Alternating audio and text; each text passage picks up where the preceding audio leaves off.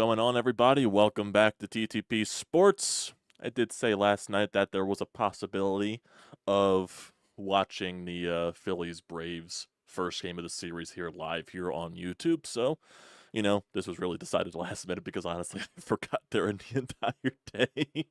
So, hey, we're here now. Honestly, I thought the game started at 7:10, but I guess I was wrong. I guess it starts at 7:15, 7:20 or something like that. So, I guess we're perfectly on time. I guess we're perfectly on time here. So, hey, better late than never. Honestly, I'm kind of like the Phillies, taking forever to release their lineup today because they were talking about guys in the batting cages. Rob Thompson was trying to decide if people were good to go. Some people that were banged up that are good to go. The lineup looks normal. It's your standard Phillies lineup today, and I might as well go over that lineup right here.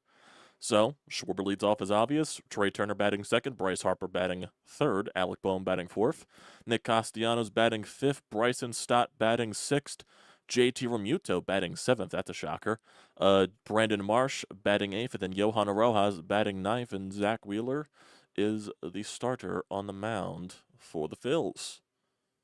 Phillies are going up against Ronaldo Lopez of the Atlanta Braves. I believe he is just coming off of an injury that kept him out for a few weeks. So we'll see how he is like. Ronaldo Lopez did dice the Phillies up the last time he did face them in the previous series in Atlanta. So we'll see what happens here. We'll see what happens. So I got the live stream right in front of me basically on my computer. And I got the YouTube setup right here. So basically, getting ready to see, hopefully, a Phil's dub. Hopefully, an entertaining game. Hopefully, the vibe's not ruined from Rob Thompson's decision-making on Sunday. We'll see. We'll see. I see some of you guys here in the chat. What's up, Zach? What's up, Austin? Welcome to the chaos. Austin says he's here for the show. Can't wait to see our amazing offense can produce with not one but 2 whole days off. Oh, man. Oh, man. What's up, Mist? How you doing? Got all the Brodes people here. Probably more Brodes people join in. Might as well send a link to the Brodes chat as well if anyone wants to tune in.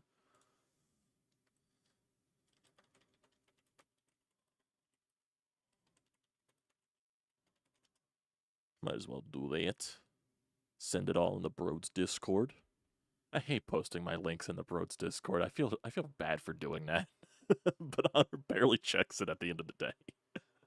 Hunter barely checks it. Let's see. Yeah, okay, so it was a 7:20 first pitch. So I was on time. I thought I was going to be not on time, but I am on time. So that's all that matters at the end of the day.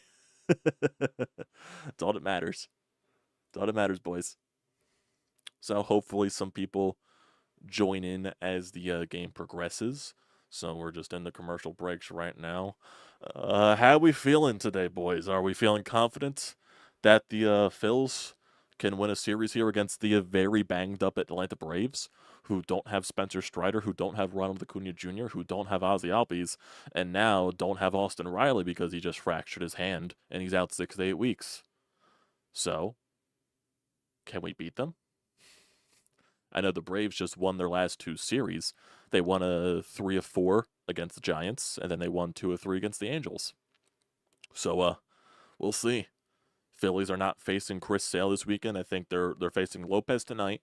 They're facing Max Fried tomorrow, and they're facing Schwellenbach on Thursday. And then they go out to Kansas City.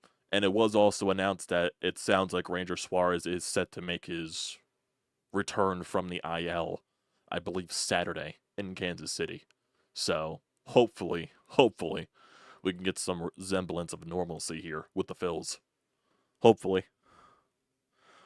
Road to 1K is almost over. That is true, Zach. We are almost there. I believe, 923 subs? Getting closer. Hopefully that number will continue to grow as the rest of the year goes along, especially into Eagles, Sixers, Flyers season. And as we get closer towards the playoffs for baseball. Did you see the custom bats the guys made? I particularly liked Marsh's Stay Loose and Bohm's Giraffe. Yeah, I like the players' bats. I think they were cool. Zach thinks the Phils will kick ass. Miss thinks they come out strong. If they don't come out strong, then I'm concerned, basically. That's what you're saying. So, yeah, we'll see. We'll see. Zach Wheeler on the bump tonight. We'll see what happens. We'll see what happens. So it looks like first pitch is. I'm sorry, I'm adjusting my mic so much. It just feels loose right here. I feel like it's going to fall, but it's not. It's like perfectly tight in there. I even checked it earlier. Well, you know, just the worries and concerns there, I guess. So let's keep this shit going, boys. Let's keep this ship sailing. So let's see what happens here between the Phil. Right now, they're showing previous playoff highlights between the two teams, so I'm not sure why. They're doing that because I guess they have no good highlights from this season. Oh, boy. What's the Braves lineup today? What's the Braves lineup?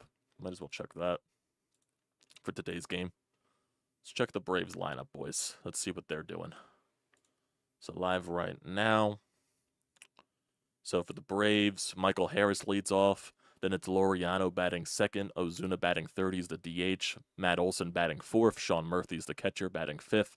Jared Kelnick's batting sixth. Orlando Arcia is batting seventh. Gio Urshela is batting eighth. And then in classic former Philly, Whit Merrifield, he is batting ninth for the Braves. What's Whit Merrifield's numbers since joining Atlanta? I'm actually curious. What are his numbers since joining the Braves?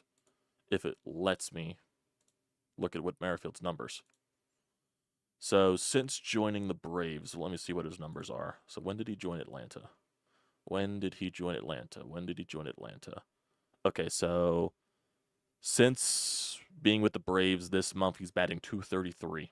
Okay, so basically the same stuff he was doing with the Phillies, probably, at the end of the day. So nothing really concerned there. We're getting ready for first pitch. Kyle Schwarber leads it off. Let's see what happens. First pitch from Lopez. Schwarber fouls off an outside fastball. Not sure if there's going to be a pitch limit for Lopez today, but we'll see. I would like to see the Phillies tack on some early runs. Schwarber's due for a bomb. Hasn't hit one since his grand slam, so I think he's overdue for that. Here comes the second pitch. Outside. That'll be right on the black for strike two.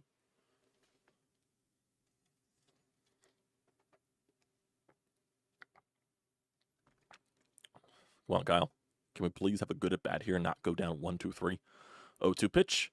Kyle holds up. He checks his swing. That'll be ball one.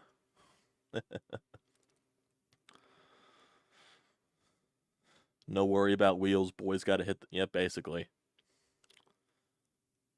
Yeah, I have this stream on mute here. I can't even listen to it because it would appear. And Kyle Schwarber strikes out on a nice slider there by Lopez. One out here in the first.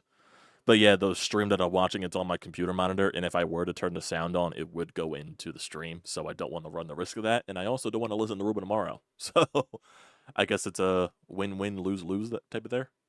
So we'll see. So one out here in the first. Oh, that Kyle Schwarber strikeout. Here comes Trey Turner, first pitch. He fouls that ball off. Fastball in the upper corner of the strike zone. Trey Turner had a really good series against the Nationals. Hopefully he can continue that. Averages up to 311. Comes the 0-1 pitch. Turner holds up. That is a slider way outside for ball one.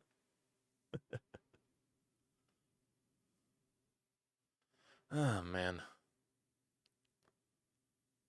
Comes the next pitch from Lopez.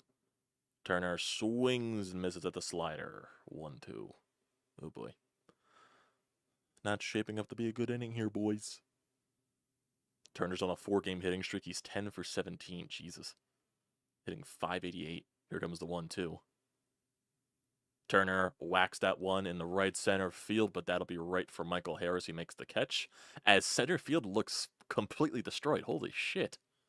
What the fuck happened in center field?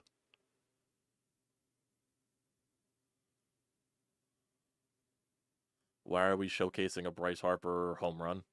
Throwback to 2020. Why are we doing that?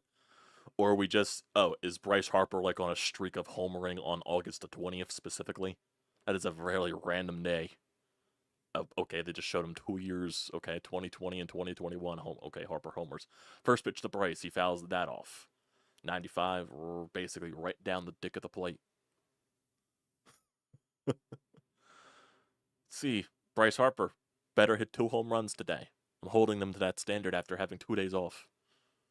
0-1 pitch. Ball 1. Him and JT better have fantastic days at the plate. If Rob was so adamant about both of them having 2 days off. Is it fair? Probably not, but that's what I'm doing. Here comes the 1-1. Bryce holds his swing. That's a 2-1 count now.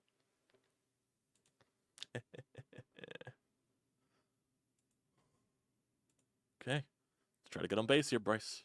Try to get on base. Comes a 2-1 pitch from Lopez.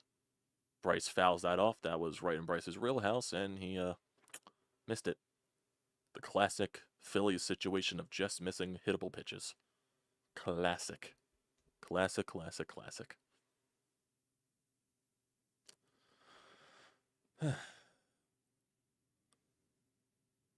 Comes the 2-2 from Lopez. And Bryce Harper swings and misses. Already a terrible start to the day. Already a terrible start. Zach Wheeler comes down for the bottom of the first. Not a fun inning. Not a fun inning. Not going to lie. Trey Turner put some good wood on the ball. Just didn't hit it hard enough, I guess. Would have liked to see more. Especially in a big series that you got to win. To try to get some more separation in the standings. That would be nice. Womp womp.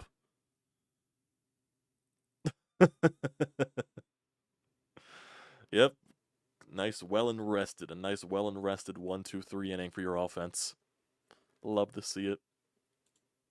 Don't you love to see it?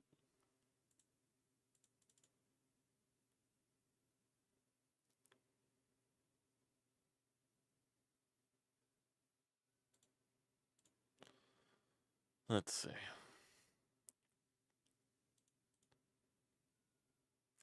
Oh, look, Juan Soto and Aaron Judge just went back-to-back.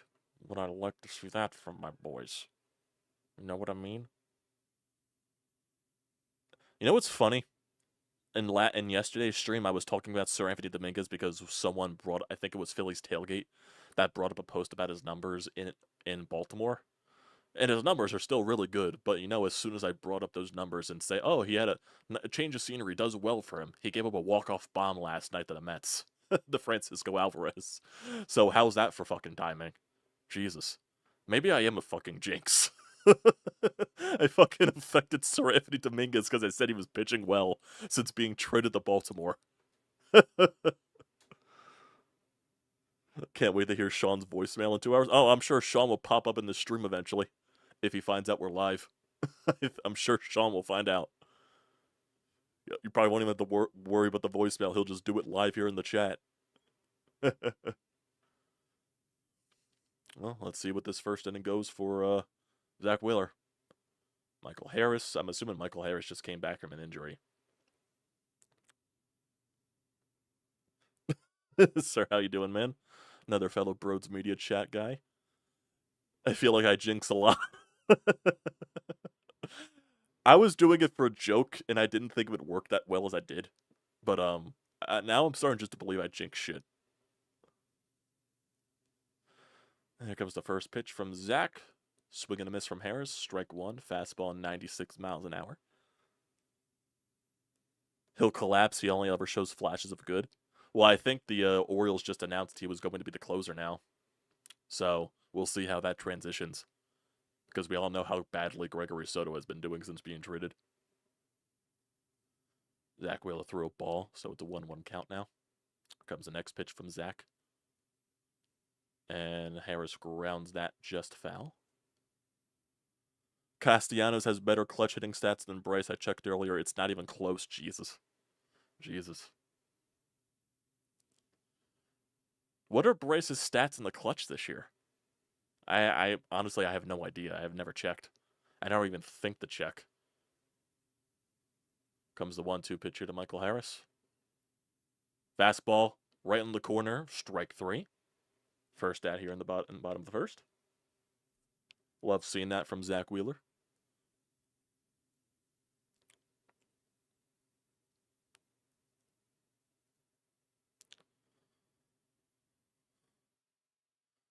I guess you could say it was right down the middle of the plate at the same time. Comes Laureano for the Braves. He swings and misses at an inside fastball. So is that average or is that OPS, Austin? Is that average or OPS? Comes the 0-1 pitch here to Laureano. Fastball upstairs, ball one. Yeah, I don't, if that's average or OPS, oh Jesus. I'm assuming that's OPS at the end of the day. Comes the 1-1 pitch. Outside for ball two.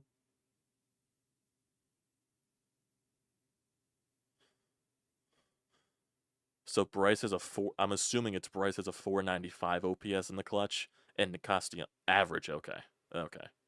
Comes a 2-1 pitch. That is downstairs, I guess, for ball three. JT framed it weird, even though it was inside the box. Yep, 3 balls here. One, Zach. Don't walk this guy. So it's average. Okay. Oh, it is OPS. Okay. Oh, geez, that is drastic. If it was average, I was like, oh, geez, that's amazing. That is strike 2. Yeah, I was gonna say 495 average. That's not terrible.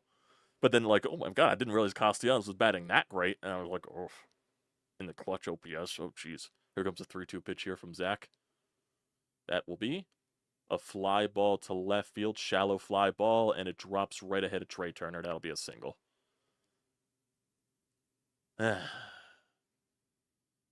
Always those type of fly balls, isn't it? Well, 1 out base runner here for the Braves. Marcell Ozuna and Matt Olson are due up.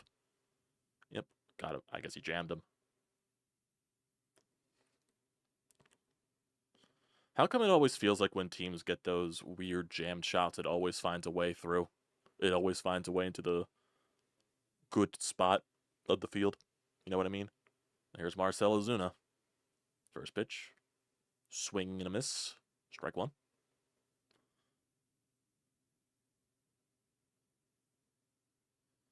Yeah, Bryce Harper has a 495 OPS in the clutch. That's probably a reason why he's struggling so badly. Comes the 0-1 pitch. Like, you would think that would improve for Bryce with how good he has been in the clutch for so long, and specifically for the past so many years. Going back to the home run he had last year in the playoffs against the Braves, the NLCS bomb. It's just so many clutch home runs that he even had in the regular season. 1-1. Ball 2. Nah, I don't think it was an effort issue either. I just think it was perfectly placed.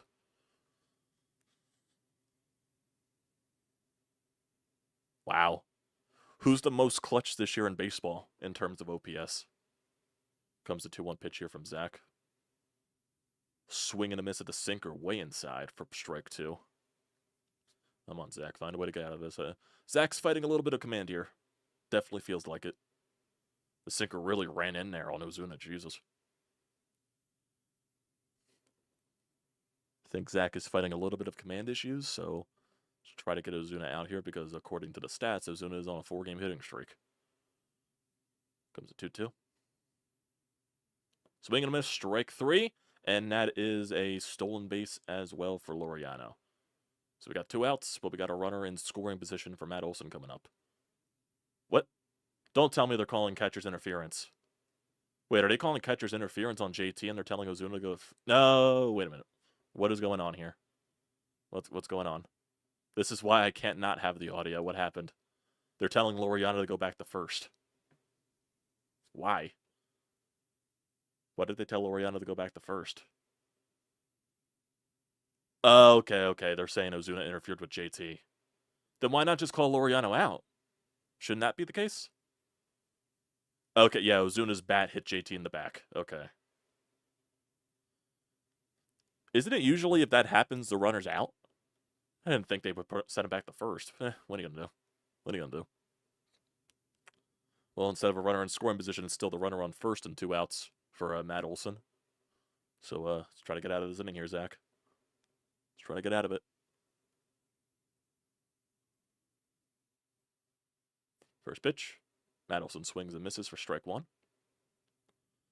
There was an even crazier post I saw earlier today that they had the Braves winning the World Series this year, Dodgers next year, Phillies all the way in 2030, and the Rockies in 2033. That's insane. What was this, like an MLB prediction thing or something like that? Just random predictions? Comes the 1 pitch from Zach. Inside for strike 2. Olsen fouled it off. Tom is explaining this is okay. Yeah, like I said, I can't listen to the audio because if I put the audio on, it'll come through the stream. So I don't want to do that. So. Got 0-2 count here to Matt Olson. Zach Wheeler going to be throwing his 18 pitch at the inning. Let's get out of it, Zach. 0-2. That'll be downstairs for ball 1 in the dirt. You found it on Facebook. Interesting. Interesting.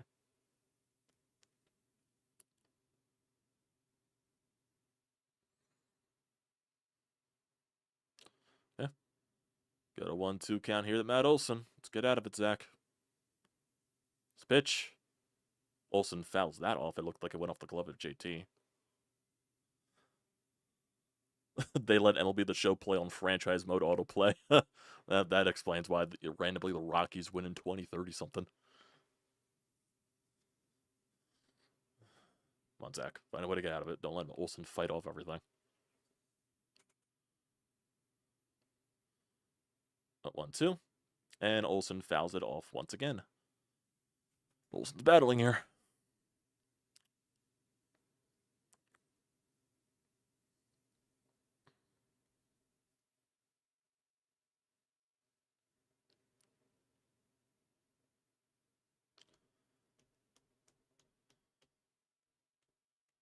Comes the next pitch again from Zach. And Olson swings and misses at a high fastball. Zach gets out of it. Only 1 hit allowed. I'll take it. Definitely do like that Zach Wheeler's bringing the heat. Think that's a good thing. Middleton is losing his patience. I'd be kind of nervous if I was, oh yeah, Middleton's definitely losing his patience. 100%. Now, here's the thing.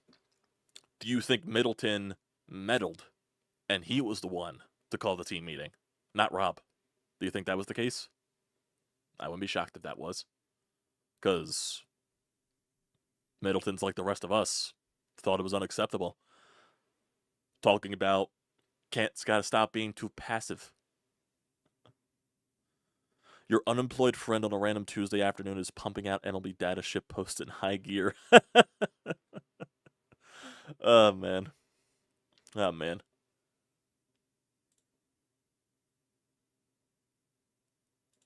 Classic there, boys. Classic.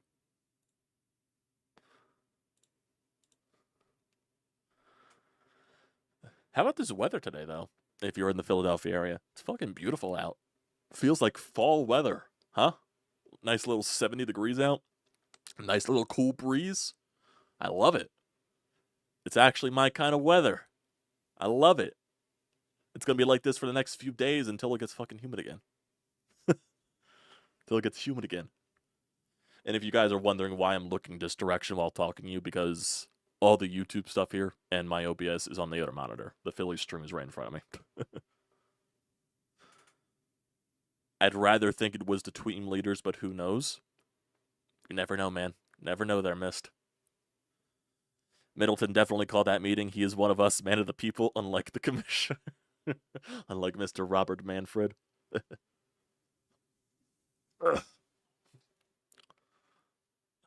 69 in my area. Nice. Nice. Nice. Literally nice. Not jokingly nice. Literally nice. Hey, what's the temperature for the rest of the week? Wish it was this weather all year. I agree. I 100% agree with that. This is my fall weather is the best weather, and I will not be told otherwise. Especially when, like, October. October is the perfect weather, in my personal opinion. Yeah, right now it's 69 degrees in Philadelphia. Alec Boehm leads off the top of the second inning. First pitch from Lopez. Swing and a miss at the curveball. Strike 1. Tomorrow's going to be 75. Thursday's going to be 78. Friday's going to be 82, and then the weekend starts to get hotter. 85 on Saturday, 87 on Sunday, then you're in the constant 80s. Which sucks. Second pitch here to Alec Boehm. Down low for ball 1. Bohm's on base streak. I'm assuming he is looking to continue that. Not even sure how many games it's on. Comes the next pitch. Inside for ball 2. Dry fall, not wet leaf stuck in my gutter. Yeah, that definitely, sadly, thankfully, I don't have to deal with that. In my neighborhood, we don't have gutters. 2-1 pitch to Bomer. He's going to lay that up the middle, and Bohm's on base streak continues. That is a leadoff single. Yeah, I don't appreciate it getting hot again. I don't appreciate that at all. My body type is not built for the summer. It is not built for the humidity. It is not built for the hot weather at all.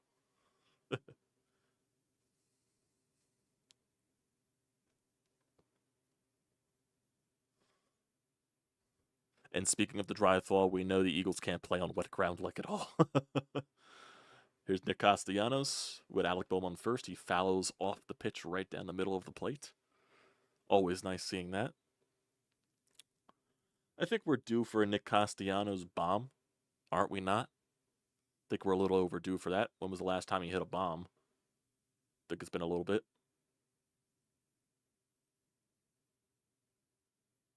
That is going to be a ground ball right to the shortstop Arcia. He'll throw out Bohm at second, but Castellanos will be safe at first. So, not fun. Is Merrifield at shortstop, or is Merrifield? I think Merrifield's at second. Yeah, Merrifield's at second.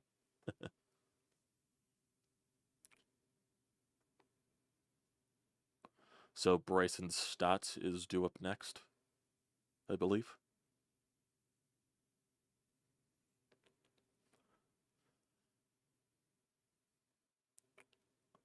I'm on Stotty. Would like to see one here, Stotty. Would like to see a hit here, Stott. Takes that one low for ball 1, just a little low.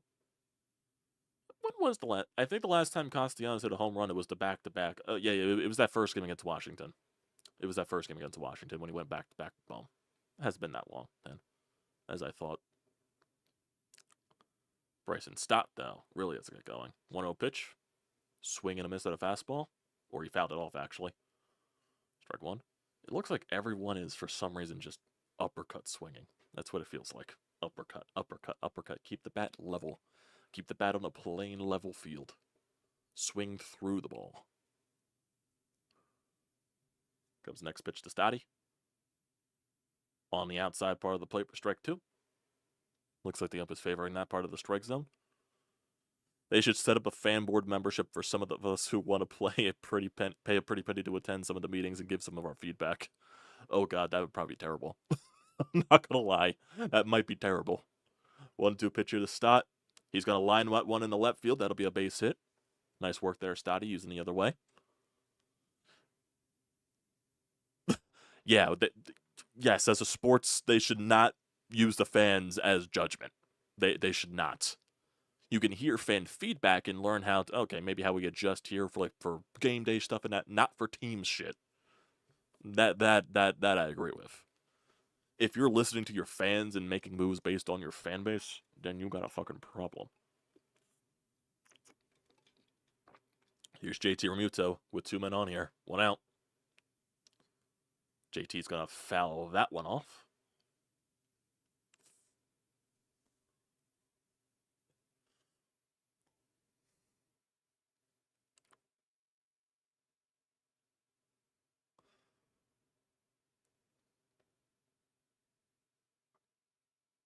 Comes the 0-1 pitch here, JT. He's gonna chop that one again. Swung at 2 sliders in a row on the outside corner. 0-2 count now to JT. Come on, we can't let these opportunities go to waste here because who knows how many we're gonna get. Come on, JT. Look at that. Look at that gap on the right side of the field. Look how much space Olsen's giving you on the right side. 0-2. JT holds up. That's a ball way upstairs. Ball 1.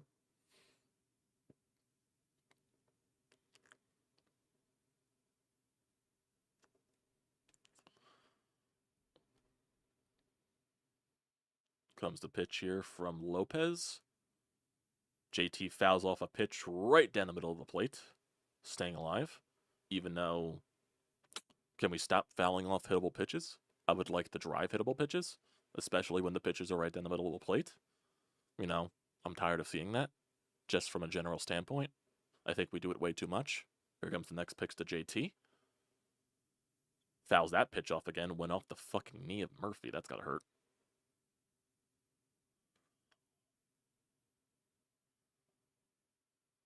There's another pitch right down the middle. Oof. Went off his mask, then his knee. Yes. They would have 10 old heads telling him they need to bunt more.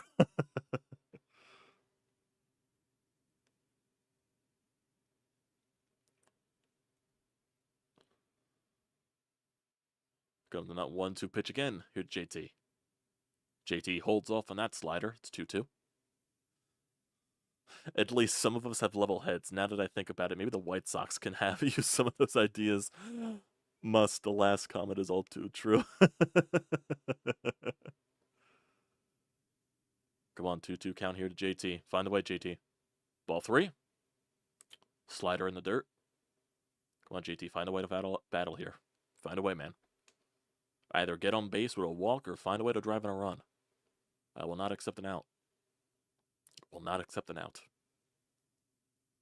30 pitches so far for Lopez. Not sure if he's on a pitch limit here. I doubt he is.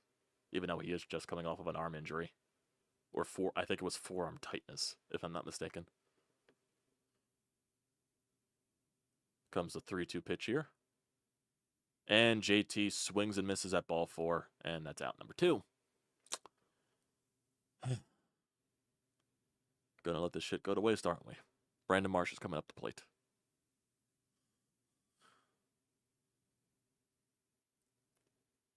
So far, 2 days off. Both JT and Bryce have struck out. Not off to a good start there, huh, Topper? Comes Brandon Marsh here. 2-1, 2 out. That is a curveball in the dirt. Ronaldo Lopez has not thrown a strike in the last couple of pitches, but JT gifted them that strikeout. Come on, Marshy.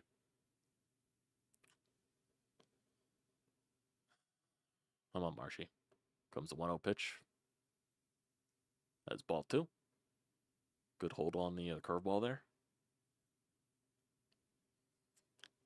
Marsh this season with 2 outs and runners in scoring position, batting a whopping 163 with 24 strikeouts. Beautiful. 2-0 pitch. He holds up there, possibly, and that's ball 3.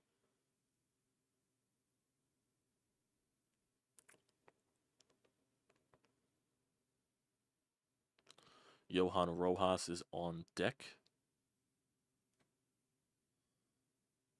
Comes 3-0. Fastball right down the middle of the plate for strike 1. Marsh was taken all the way. Marsh is the opposite of clutch. It definitely would seem that way. Definitely would. Comes a 3-1 pitch here. Is Marsh going to swing, or is he going to try to take all the way again? 3-1.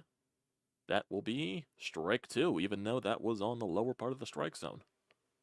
Probably should have been a ball, but the umpire is favoring that part of the zone. Marsh definitely did not agree with the call there. It's been a strike all day so far, so really can't complain about it. Comes a 3-2 pitch. Marsh is definitely going to strike out here, isn't he? Nope, he's going to swing at the outside pitch because who knows if that was going to call a strike or not. So he fouled it off.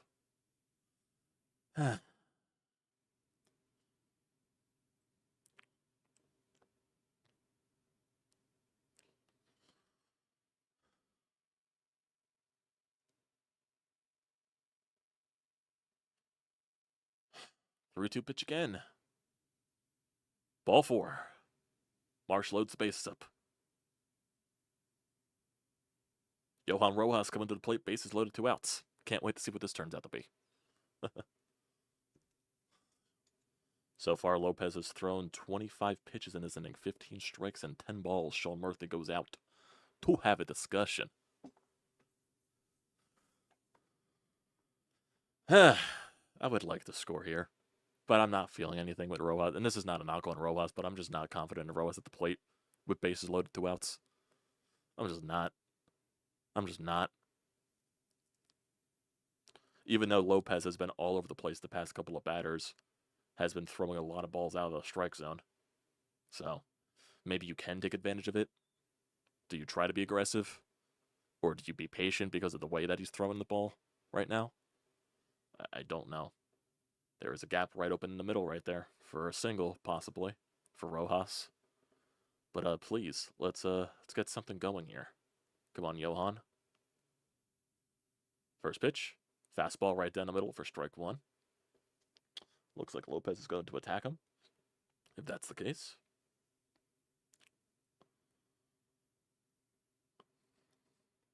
Comes the 0-1 pitch. Fouled it off, so it looks like they're just going to attack him with fastballs and staying away from the off-speed stuff. I don't blame them. Watch, they'll go off-speed here outside part of the plate, and Johan will swing and miss. I can fully guarantee that. Here comes the 0-2 pitch. And fastball on the lower part of the plate, and that is ball one. Murphy framed that a little weird.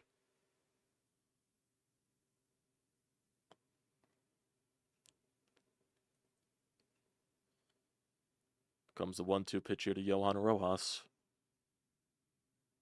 And swing and a miss for strike three. Probably would have been called a strike regardless, so we had the swing. But, nice. Love it. Love not coming up here with bases loaded here. That JT to bat really ruined the inning. Oh, God. Love the effort, boys. Love the effort. Love not trying to pounce on shit early. Braves are 100% scoring the next inning. Watch. 100%. 100%. What a generous team we are.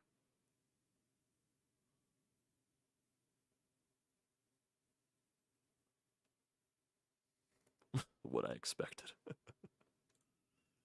Classic. Classic.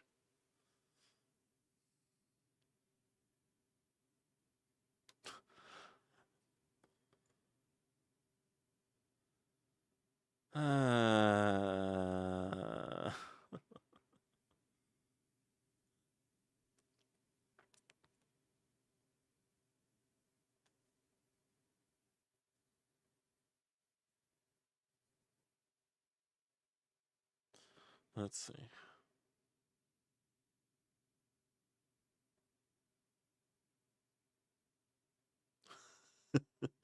Gotta post something to Twitter right there. So let's see. Just trying to think of things that are upcoming here.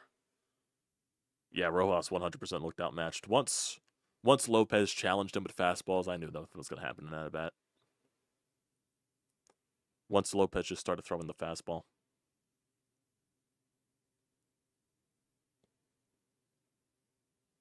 One, two, three seems to be the common trope for the past month.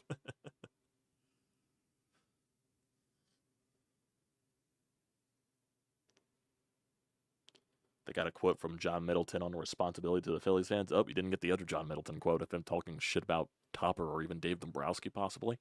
Didn't have that quote. This is why it's important to go out and sign people like Bryce Harper, where he plays Zach William 40 plus for 3 years. Blah blah blah blah blah. I love that. Blah blah blah blah blah blah blah blah blah blah. See, Sean Murphy leads it off for the Braves. Why not a leadoff bomb here for the Braves? Because karma for not scoring with the bases loaded. First pitch here to Murphy. Swing and a miss at the slider or the sweeper, as Zach Williams throws. I do want to eventually do these more often, even for later regular season games, even for some Eagles games later in the year, as Murphy fouls that next pitch off. I definitely plan on live streaming the first Eagles game in Brazil. I definitely do plan on live streaming that game. Live reaction, basically. I might do it for some future Phillies games here. Maybe with these games against Atlanta or something like that. Or I'm just trying to debate on how to go with it. You know what I mean? As Murphy fouls that pitch off, that looks like it'll be the first out. Yes, it will be. Bryce Harper catches it in foul territory. 1 out in the inning. But I definitely do, especially like during the Eagles season, because it's once a week. It might favor better. I'm still debating on like what games specifically to do and which games might be better to do live stream wise. Obviously, I would like to do that first game in Brazil. That's going to be an obvious. I think it would be easier to do, the primetime games like the 425 games because they do have plenty of those on the schedule. Definitely not the 1 o'clock games because I think that's just, too early in the day. I'd rather just enjoy the 1 o'clocker and just do the recap after that, if you know what I mean. But, like Sunday night football games, Thursday, Monday night games, the 425 games on Sundays, like those will definitely be more of a possibility there. I would like to go through the Eagles schedule actually and look through that and decide on stuff there. But for the Phillies rest of the season, even like for some Flyers games too, I definitely do for the Flyers. Um, Definitely the first game of the season, the watch Matvey Michkov's debut. I would definitely like to do that. So that'll definitely. But for Flyers games, it'll definitely be more road games than anything because I have season tickets and I go to every home game. So that'll be more road game based. And for Phillies too, it does depend on when I go to the games, even though I have been selling tickets a lot more as Jarred Kelenic doubles into the corner. That'll be a runner in scoring position with one out there for the Braves. Love it. I didn't even mean to go. Did I mean to go into the MLB app? Yes, I did, because I wanted to look at the schedule here for the Phils. Worst part about being a good team is losing our 1 p.m. games. I actually do think the Eagles have like a certain stretch of like 3-4 games in a row of 1 o'clock games. And I think that's in the beginning of the season, if I'm not mistaken. Then they have a few 1 o'clocks at the end of the season, to be determined, obviously. But I think they do have a couple of 1 o'clocks in a row. So I definitely want to look at that. But I also want to look at the rest of this Philly schedule just to see everything here. Or Arcia just fouled that one in the foul territory. Fouled it to the opposite field. Strike one. Let's see. So it's this Brave series. Kansas City, Houston at home, Atlanta at home. So maybe we could do another live stream watch thing for those games. Arcia fouls it off again.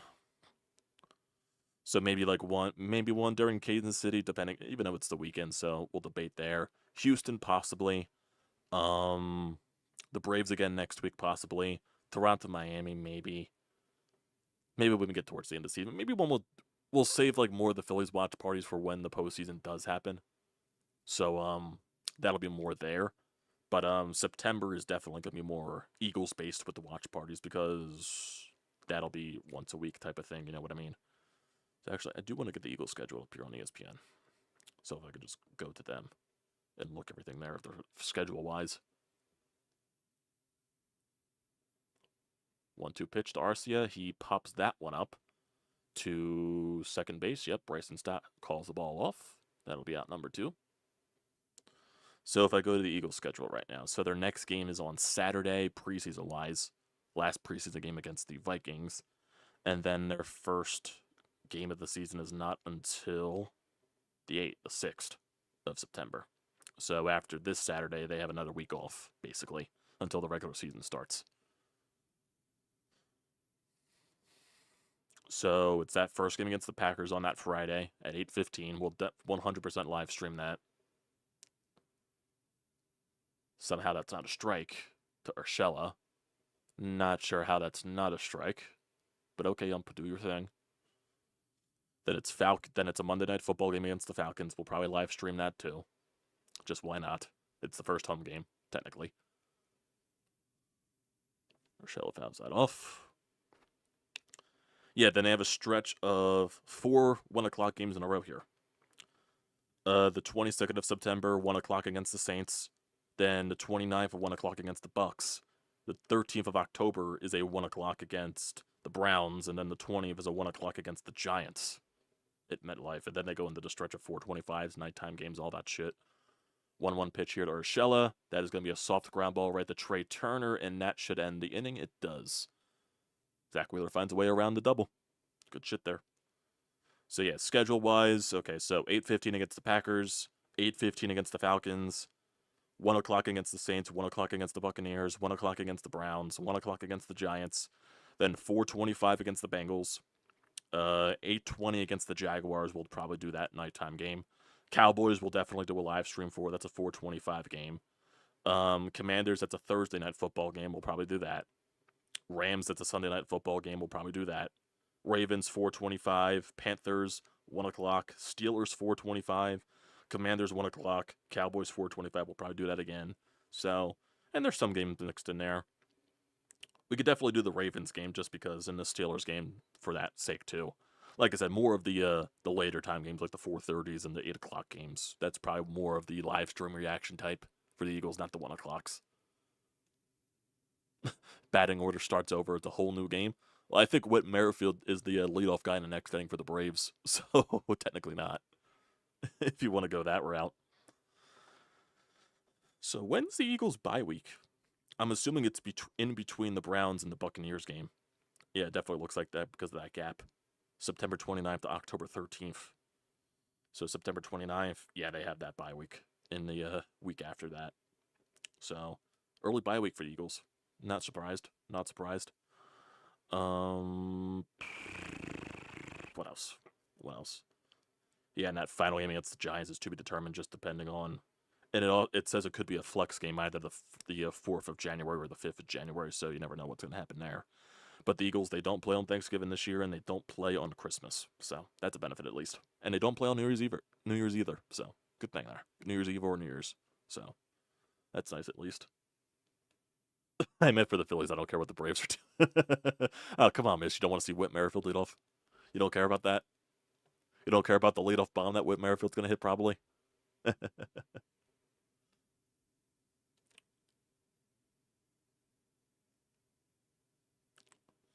someone just... What's going on here? What are we doing?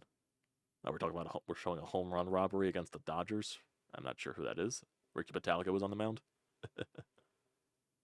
Okay. Kyle Schwarber leads it off here in the top of the third.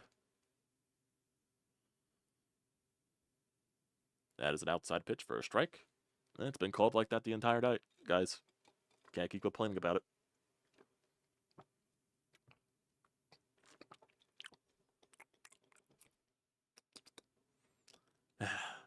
That is ball one in the dirt.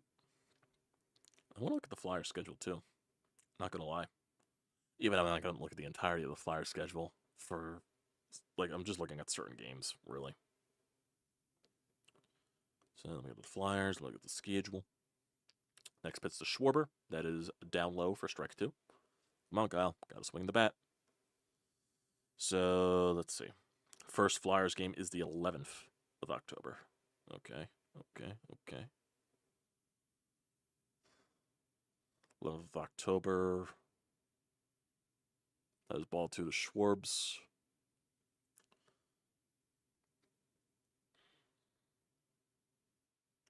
And then the preseason schedule, all that stuff. Yes, first game is October 11th on a Friday against Vancouver. At the back-to-back, basically, Vancouver and Calgary. That's where they play. Next pitch to Schwarber, and he swings and misses at the curveball. Beautiful stuff there, Kyle. Beautiful at bats. Yeah, Flyers start on their Western Canadian road trip early. Vancouver, Calgary, Edmonton, then throw Seattle in there. So 4 games to start the season at fucking 10 o'clock. Lovely. Lovely. That's how I want to experience my Matvey Michkov content to start the season. 4 10 o'clock games in a row. Lovely. Trey Turner's up next. He takes a hanging curveball for strike one. Probably should have crushed that. Not going to lie.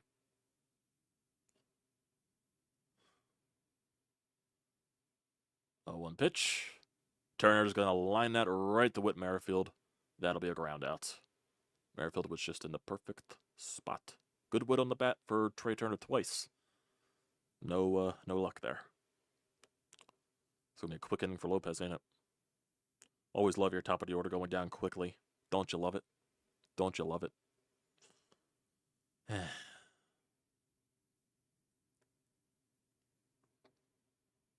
Don't you just love it? Don't you just love it?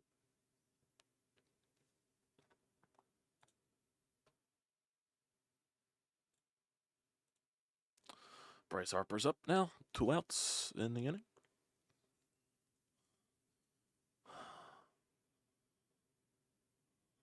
And Bryce Harper fouls off probably what would have been ball one. So strike one in the count. Let's see.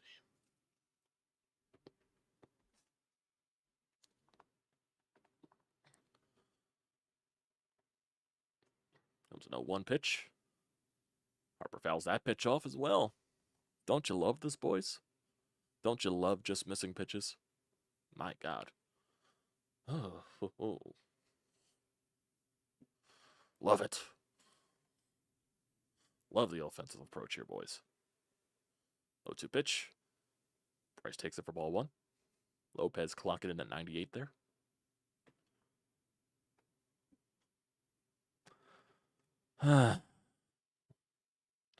Bryce, please. 1-2 pitch. Takes it for ball 2. Slider outside. Lopez is at 53 pitches. We seem to have a quickie kink. There's your frisky joke of the day. Comes the 2-2 pitch. And Bryce Harper swings and misses at ball 3.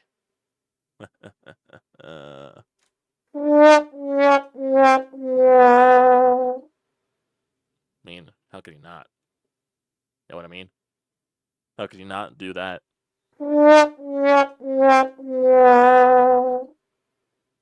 Putrid here, boys. Putrid. It's just, or we could do this one if it works. Which one's better? Is trombone or Price is Right noise? Like, which one's better? This? Or this?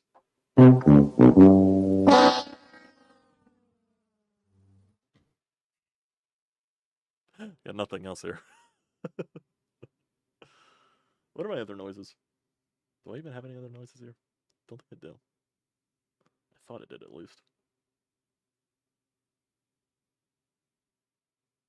I have this. Both were very loud. Is that better? Was that not as loud? Is that better for your ears? Is that better? I'm trying to figure this shit either out, boys. I really haven't gone over with the freaking soundboard yet.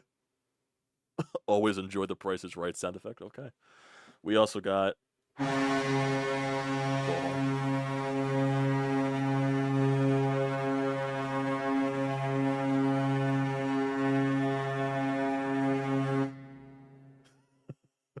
got the Flyers goal horn.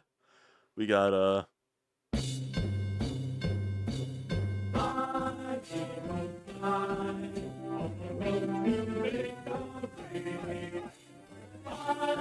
oh God. We also got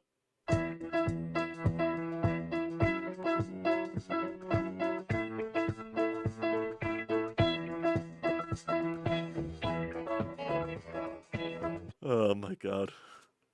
Hopefully you guys heard that, because I know sometimes the sound would clip out. Maybe because the sounds were too loud. So, we'll think about it.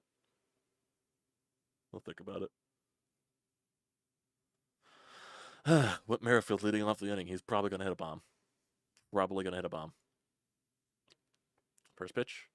Outside for ball 1. I got to add some more sounds to this. Different sounds. Because I did have the Edmonton and the Florida Panthers goal horn for the Stanley Cup Final live stream, even though now I'm not going to get used for that anymore. Oh, is Zach starting up 2-0 count here to Whit Merrifield? Lovely.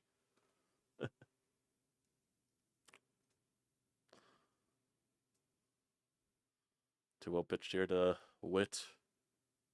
Ball 3. Don't you just love that from Zach Wheeler? Starting 3-0 to Whit Merrifield.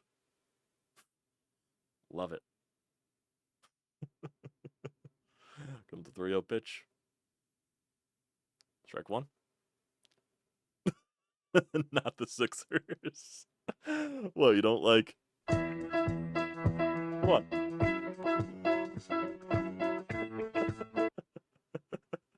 Comes the 3-1 pitch. Merrifield fouls that off. Come on, you don't like the Sixers win noise? Win song? Come on. Oh, God. Comes the 3-2 pitch here to Whit Merrifield. That's going to be a double. Ha ha! Whit Merrifield double. Gotta love it. He's going 3. He's going 3. Yep, he is going 3. Don't you love a Whit Merrifield triple? Ha!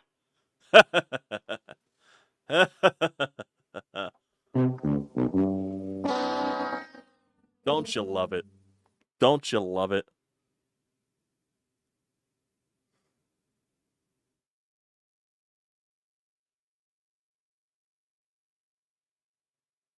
My noise gate chews on the sounds as well.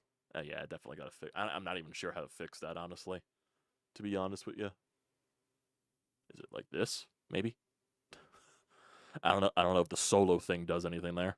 I put the solo button on. There's a hit by Michael Harris. That's a 1-0 ball game. uh,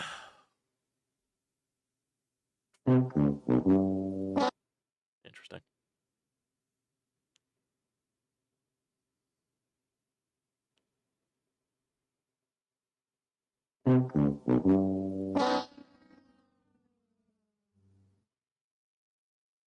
Yes. Can't wait to lose this series. Cannot wait. Cannot wait.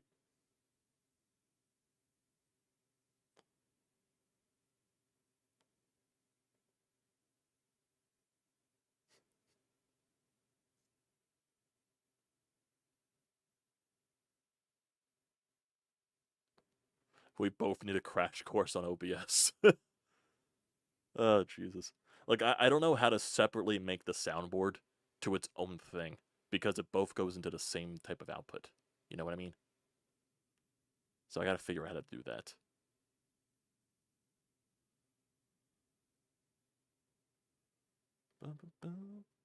Oh, 2 pitch here to Laureano. And fouls that pitch off.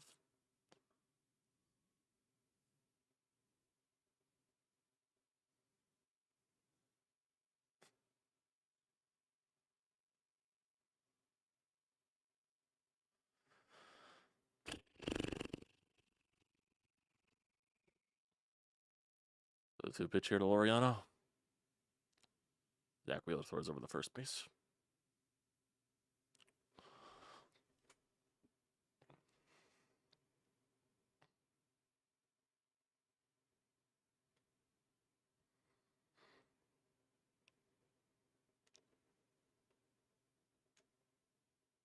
Oh, 2 pitch. Swing and a miss by Laureano.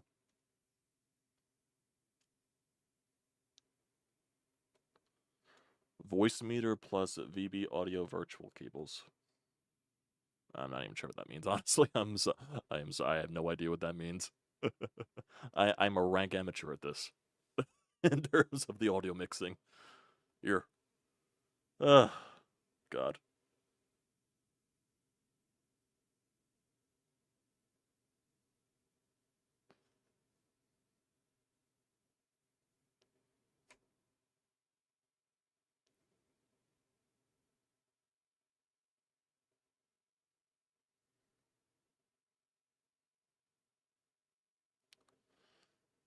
Don't know what to tell you, Austin. Goes the pitch to Ozuna. Ball 1.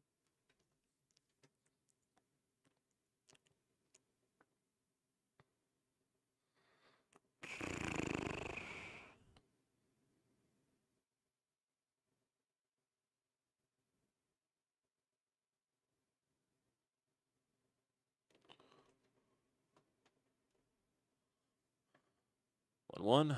Ozuna fouls it off.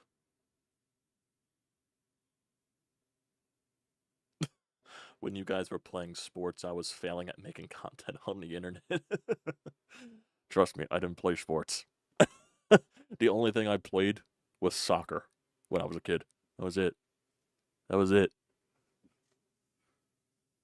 1-2 pitch to Ozuna. He swings and misses. Strike 3.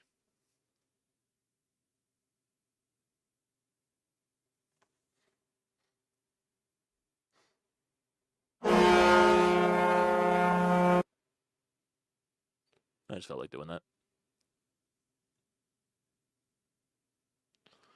Here comes Matt Olson. He's probably hitting a home run. That was right in his wheelhouse, too. Strike one.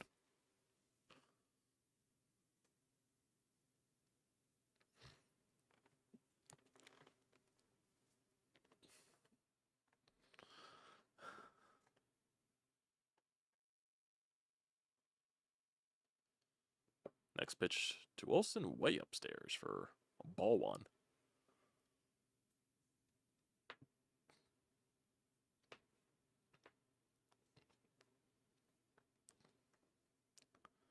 I can barely lift my arms right now. I was at the gym the past 2 days, and well, actually, I was at the gym. So it was yesterday, Sunday, and Friday. So I was at the gym actually 3 of the past 4 days, and so on Friday I think we did backs and biceps, if I'm not mistaken, and then Sunday we did chest and triceps. I think that was the case, and then yesterday we did legs. And right now, like from the 2 arm days in a row, my like whatever muscles like right under the armpits on these sides, I cannot lift my arms. They hurt every time. It's a 3-1 count here to Matt Olson, and Zach Wheeler's on 54 pitches. Apparently, there was a concert in Truist Park, and the field is still in shock. That's lovely. That's lovely. Even though it's understandable, even at Citizens Bank Park, you can see the residue from concerts that were there previously. Yep, that's right on the outside part of the plate for strike 2. Yeah, I think this week actually there's 2 Bruce Springsteen concerts. One I think it's either today or tomorrow, and then Friday or Saturday. I think it's either of those 2 combinations. I think it's tomorrow and Friday. Bruce Springsteen. 3-2. Zach Wheeler looks over the first base.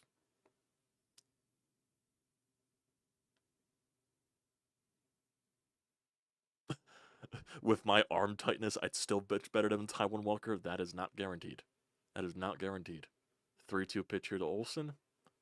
Olsen fouls it off. I know how that feels. I got a 25-pound dumbbell weight that I use to work at home. I do as much as I can, and then my arms go to chill. Yeah, it's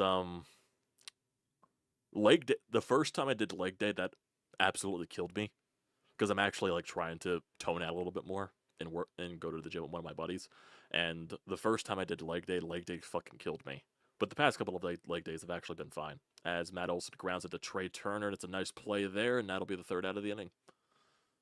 Allowed 1 run now, thanks to a triple by fucking Whit Merrifield of all people, and then the single by Michael Harris. So yeah, fun. But yeah, the one legs killed me the first time, and the one workout that I do like I think 3-4 sets of lunges. Lunges I hate. Lunges I despise. That was because the first like I'm getting better at doing them, but the first time I was losing my balance constantly. I was like, Jesus Christ. it was it was not fun. It definitely wasn't.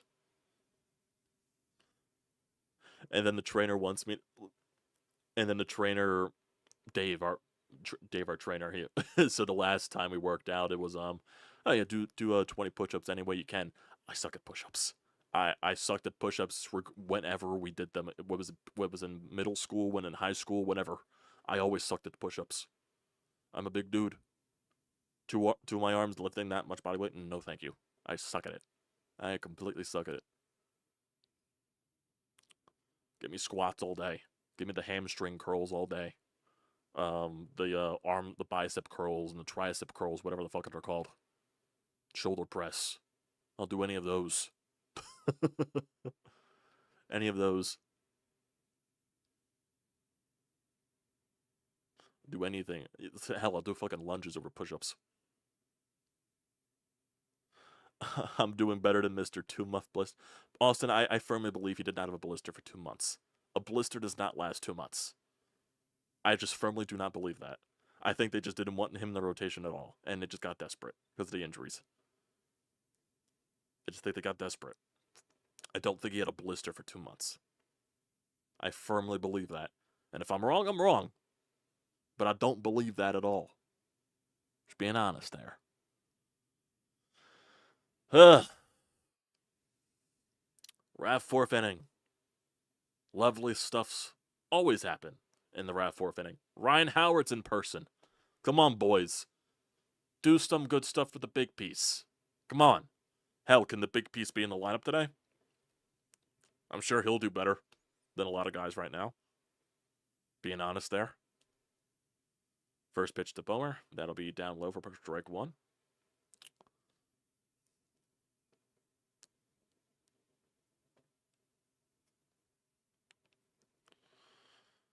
Oh, 1 pitch here to Bohm. Outside corner for strike two. Sit-ups and crunches are my favorite.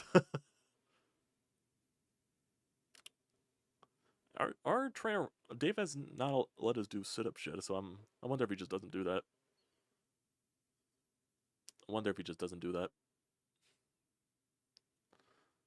At least I just have the benefit because it's literally just like 5 minutes from my house walk. It's a private gym. Bohm chops that one into the infield. It's right into the dirt to Arcia, and Bohm will be safe. Arcia cannot even make the play on the ball. So that'll be an infield hit there for Alec Bohm. 2 for 2. Last time Ryan was in the house, in Truist, Kyle hit a home run a million miles. Yes, he did. Doesn't look like it's going to happen tonight, though, from the way everything's going. He probably picked at it the whole time because I doubt he wanted to get back on the mound any more than we want him. No, apparently no. He wanted to be on the postseason roster badly there, Austin. He complained all offseason about not being on the postseason roster. And this is what he's given us. Huh. Waste of a roster spot, a waste of a contract. And Mets fans have tried to warn us. They did. 0-1 pitcher to Castellanos. It's ball one.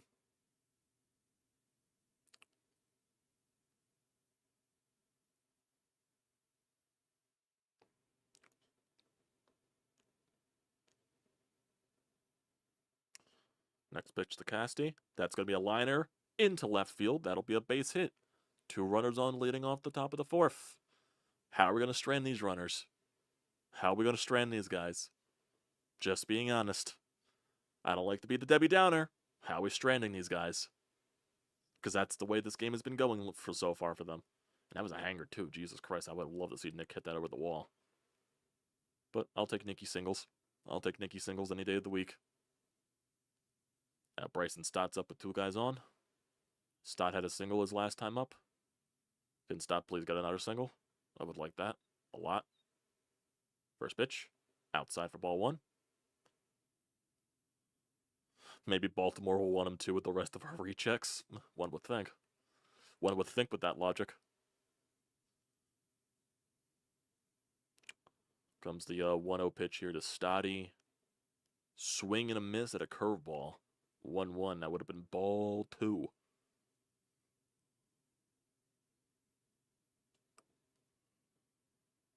Yes, that was an ugly swing. I firmly agree with that. Comes the 1-1. Swing and a miss at what would have been ball 2. Again. Outside strike. Don't I love our approach with base runners, boys? I love our approach with base runners. You know, I love it. 1-2 pitch here for the Stott. Oh, yeah, swing and a miss. Beautiful at bat there, Bryson. Beautiful. Beautiful. Beautiful.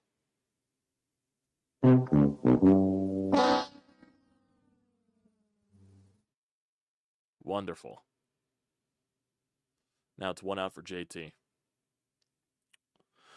He's got a blistered ego, that's for sure.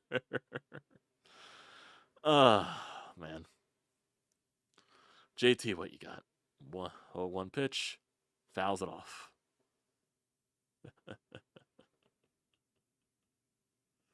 They're going to strand these 2 runners, aren't they? In classic Phillies fashion. Strand both of the runners. As my earbud falls out.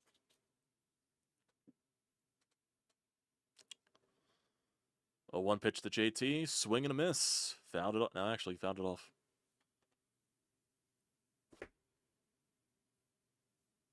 Ronaldo Lopez season comparisons. He's been dominant on the road, at home, Oh, he's been good on both sides. He's got a 2.45 ERA on the road and a 1.74 at home. He's been good regardless. It's just his win record's different. 0-2 pitch here to JT.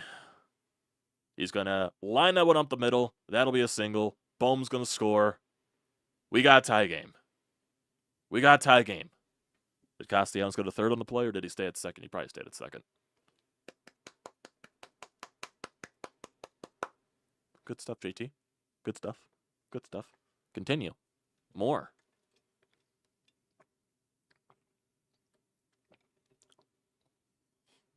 Good swing. Yeah, Castellanos stayed at second. Smart move. Here comes Brandon Marsh now with 2 runs on, 1 out. Ball on the outside part of the strike plate, actually, not the strike zone. 1-0 there to Marsh. Lopez is at 68 pitches so far. 1-0 pitch to Marshy. Outside again for ball 2.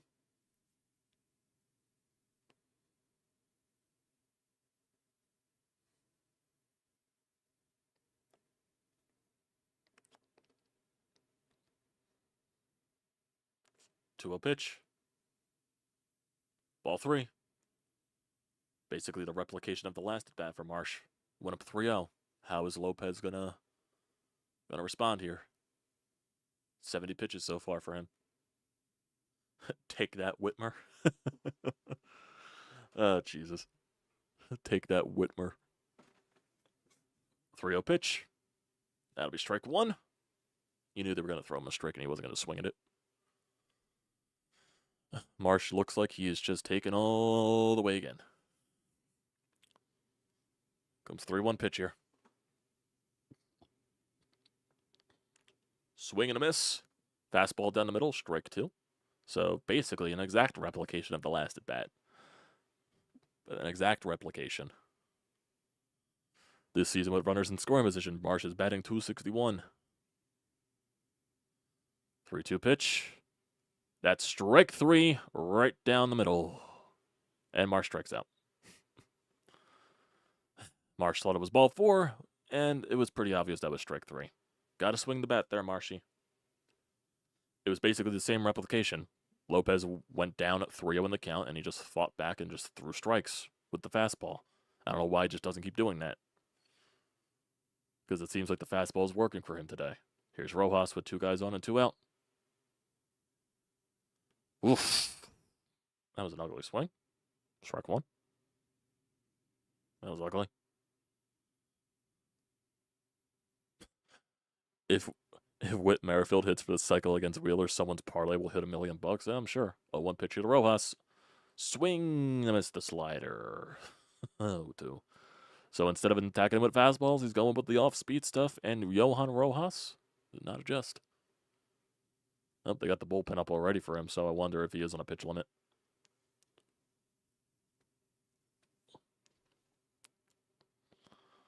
Here comes the 0-2 to Rojas. Ball 1. Yeah, Rojas 100% is trying to cheat on a fastball. 100%. And Lopez just threw 3 straight sliders to him. Is he going to go fastball or back to the off-speed? Back to the off-speed, and that's ball 2.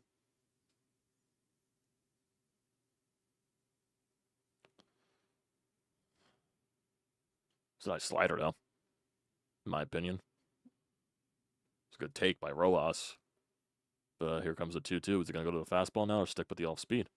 He went fastball, but the fastball was outside for ball 3. And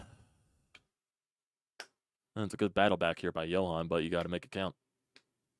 Got to make it count here. This will be the 79th pitch for Lopez. 3-2 pitch. Rojas chops that one to Arcia, and that will be the inning. The Phillies get 1. They tie the ball game up, but could have had way more. Could have had way more. Just saying.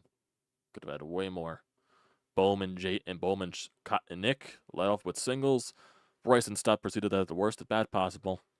JT had a nice at bat to drive the run home.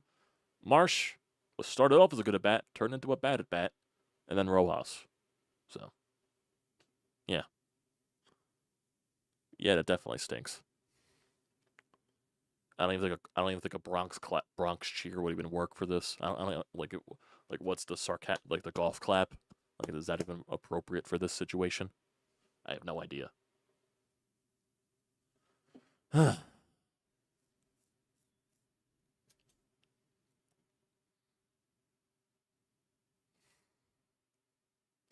Extra innings loss incoming. Yeah, it was a good adjustment by Rojas, but it was just too little too late, in my opinion. Too little too late. He could have walked and then at bat, honestly, if he just didn't hack at 2 sliders. Batting order starts over again. Okay.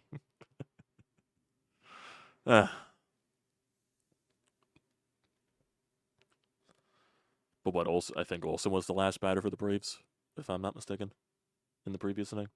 I think. Yeah, I think it was.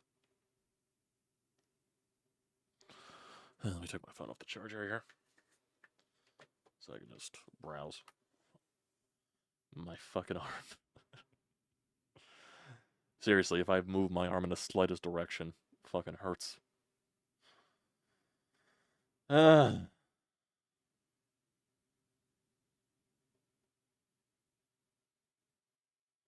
Boop, boop, boop, boop, boop, boop, boop.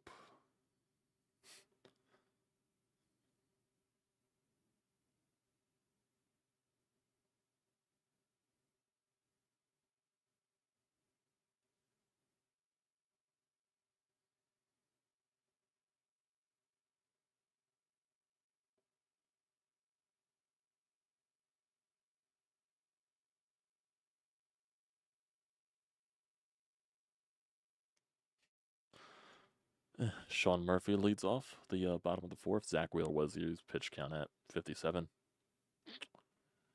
I would love to have a quick inning here for him. That would be nice. First pitch to Sean. That'll be inside. Sinker at 93. Oh boy. Velocity is dipping a little bit there for Zach.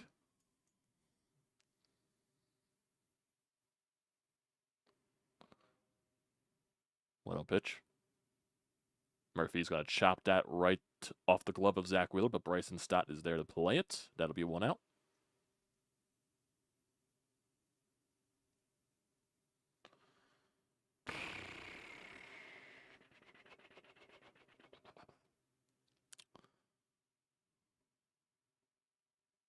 Interesting camera angle here.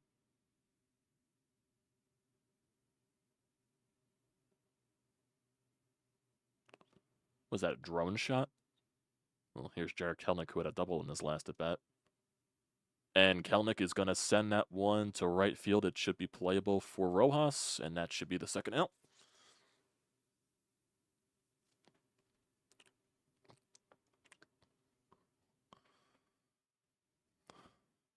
Yeah, nice quick 2 outs there for Wheeler. That can definitely be very beneficial there. Does our extras record... I think our extra innings record is like just below 500 or like right around 500. It might be just below 500 if I'm not mistaken. First pitch here to Arcia. Takes it inside for ball 1. Let me check the extra innings record actually for you. I think it's just below 500 if I'm not mistaken. Expanded. Phillies extra inning record. Yeah, they're just below 500. They're 6 and 8. 6 and 8 in extra innings.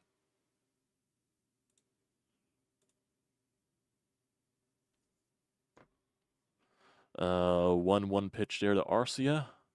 Fouls that pitch off. It's 1-2. You don't often see a player set the ball outside of a volleyball, but Wheels gets it done.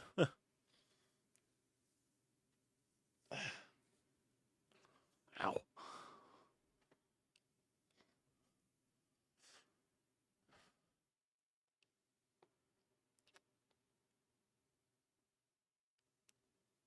Comes the 1-2 pitcher to Arcia. I'd like to end this inning off now. And Arcia pops that one up into the infield. Should be in play for Bryce Harper. Hopefully he sees it. He does. And that'll be a nice quick inning for Zach Wheeler. Believe he only threw 7 pitches. So, very quick inning. I like it. Get the bats bat out there. even though they probably won't do much. But it's good on Wheeler's part. Good on Wheeler's part. Oh, let's see.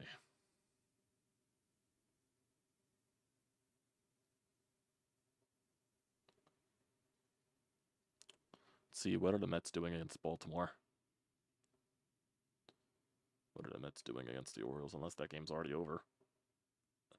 Mets are losing 6-1 to the Orioles in the top of the fifth.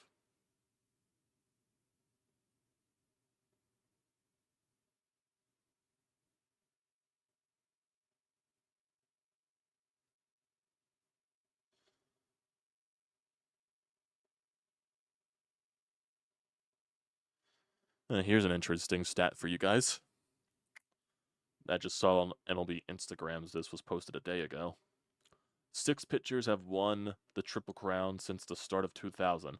Clayton Kershaw and Justin Verlander both won the award in 2011, and 2 pitchers could win the award this year. Chris Sale leads the National League in wins, ERA, and strikeouts, and Tarek Skubal leads the American League in wins, ERA, and strikeouts. Sale has 14 wins, a 2.62 ERA, and 187 strikeouts. Skubal has 14 wins, a 2.49 ERA, and 185 strikeouts.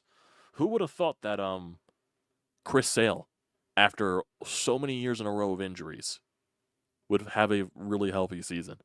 No one would predict that. No one, because if it basically seems like since 2018, when the Red Sox won the World Series, he's always been injured. Like he just can't catch a break. And this year looks like he finally caught a break with the injury stuff.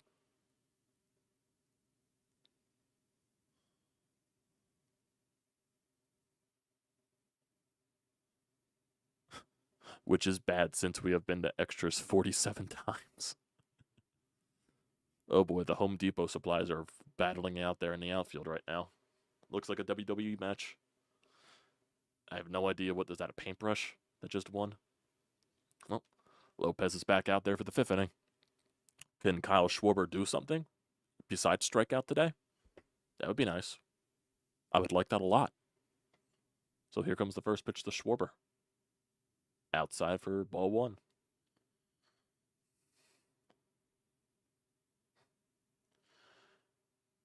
Why is this popping up on my Instagram feed? Freaking something in Long Island, a donut ice cream sandwich. I just started the gym. Not just I started the gym a couple of weeks ago.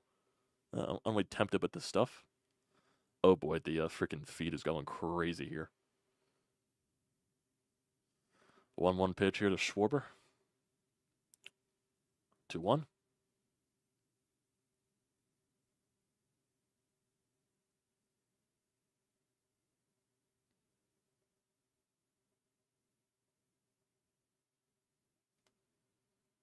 Comes the 2-1. Foul ball.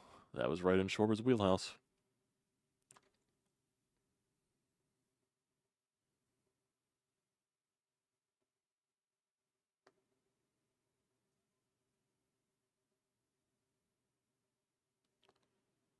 They still got someone up in the bullpen for Atlanta just in case, I guess. So who knows how many more batters Lopez has left. Comes the 2-2 here to Kyle Schwarber. And there's the 3rd strikeout of the day, the fucking hat trick.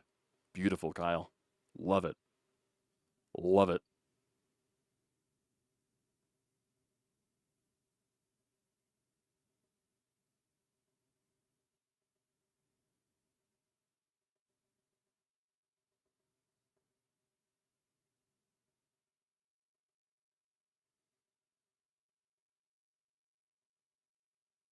Here's Trey Turner up now. 1 out. Just fouled off a pitch down the middle of the plate. Schwarber really hasn't done much since his grand slam, huh? Really hasn't done much.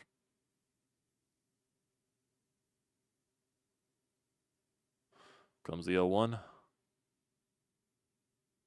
Ball 1. Upstairs.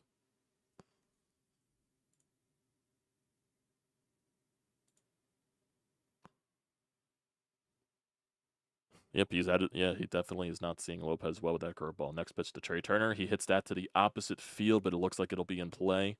Yep, that'll be out number 2. feel like Trey Turner has gotten pretty unlucky tonight with his swings. Feel like he's had a couple of good barrels. The one in the first inning that, just died right there to Michael Harris. The one in the second inning that was just hit right to Whit Merrifield. And then this one right here. Just good barrel. The ball didn't carry. Here's Bryce Harper, who has struck out twice tonight.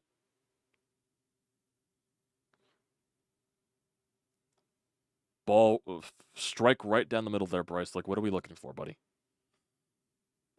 Just, what are we looking for? I personally want to know. What are you looking for? Comes the 0-1 pitch. He's going to swing and miss here. Yep. Oh, he just fouled it off, actually. But it was another ball in the strike zone.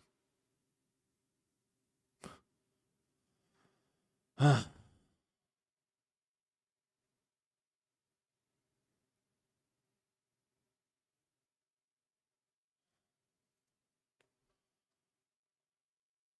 the 0-2. Yeah, those 2 days really worked there, Topper. Those 2 days off for Bryce sure did wonders. Sure did wonders. I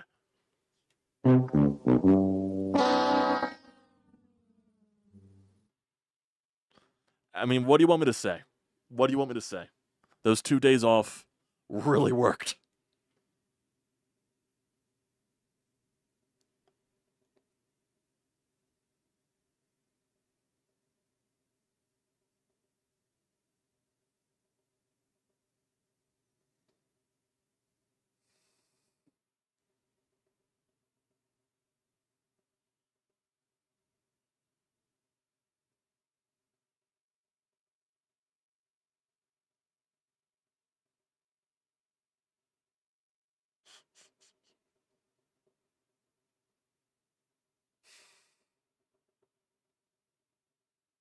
Unbelievable. Unfucking believable.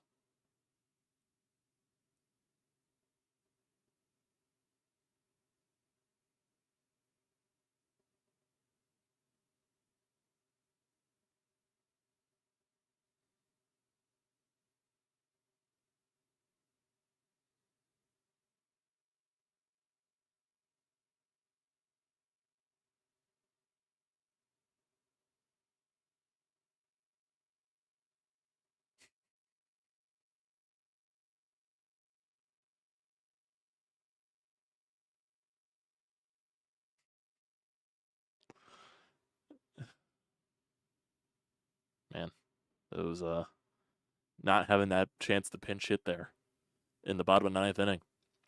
Really, really did wonders. Huh? Really did wonders. Yeah, JT had the RBI hit, so it is what it is. But yeah, those 2 days off that Topper wanted Bryce to have did him wonders so far. 3 ugly strikeouts. You can't make this shit up. It's too predictable. I'm sorry, it's too predictable. It's so predictable. Ronaldo Lopez has 10 strikeouts. He has struck out 10 tonight, and I believe Kyle Schwarber and Bryce Harper were 6 of those strikeouts, if I'm not mistaken. Let me check that, actually. I think that's true. I think Bryce Harper and Kyle Schwarber were 6 of those, if I am not mistaken. Yep. Both Kyle Schwarber and Bryce Harper were 6 of Ronaldo Lopez's strikeouts. Then he struck out Stott once, struck out JT once, struck out Marsh once, and then struck out Rojas once. Can't make that shit up. Could not make that shit up.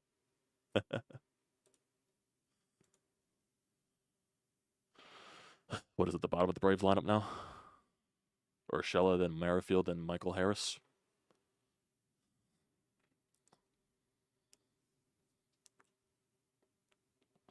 Next pitched here from Zach Wheeler. That is strike 2. Swing and a miss at an inside part of the just zone in general. And that's probably the final inning for Lopez as well. 0-2 pitch there. Ball 1, outside. Wheeler definitely is fighting some command today. Not gonna lie.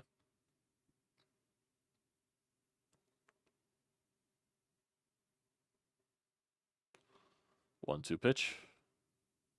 And that is a swing and a miss at a upstairs fastball, strike 3. 6 strikeouts there for Zach Wheeler.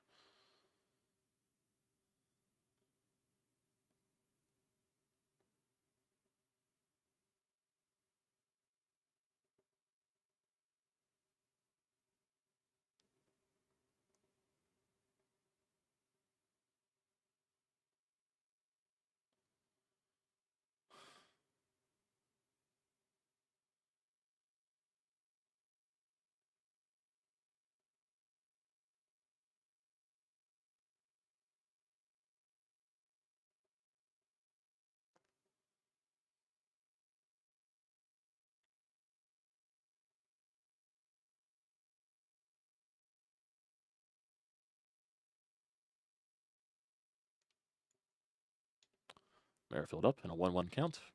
Comes the next pitch. Ball 2.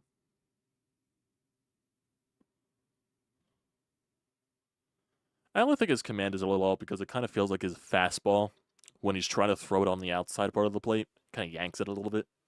So I'm not sure if that's just a mechanical thing or just his command is a bit off. Comes the 2-1 pitch here to Witt. That is ball 3. Come on. Why are we struggling to pitch the Whit Merrifield here? Why? What is the issue of pitching the Whit Merrifield? I don't care that he had a triple in his last at bat. Pitch to him. 3-1 pitch. That. Oh my. He's got 2.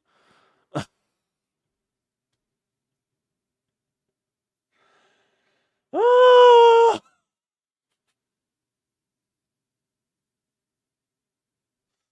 Ah! He's got 2 extra base hits. Oh my god. Is this dude gonna hit for the fucking cycle? Or is he gonna hit for the fucking cycle? Is he gonna hit for he's got a triple and a double. Oh my god.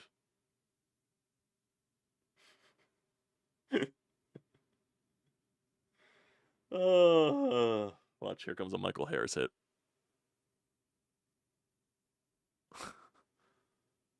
Inside pitch for a strike. Oh my god. It's so bad. It's so bad.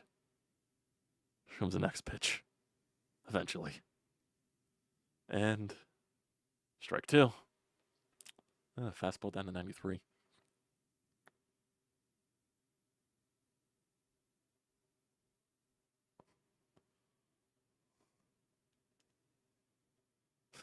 You know, ever since the Phillies cut Whit Merrifield, they've been losing a lot.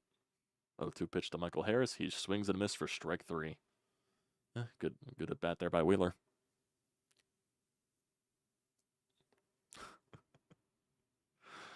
Oh man. You know, ever since you could put the Phillies' woes on ever since they cut Whit Merrifield. They've been losing a lot. I don't know if that's the baseball gods doing karma there. Because at the end of the day, you really didn't get that much at the trade deadline for cutting Whit Merrifield. Just being honest. That is a ball to right field for Nick Castellanos. Hopefully makes the catch. He does. That will end the inning. So technically another quick inning there for Zach Wheeler. Another quick one, even though he allowed the double. He's having a little talk there with Witt, it looks like. No harm, no done.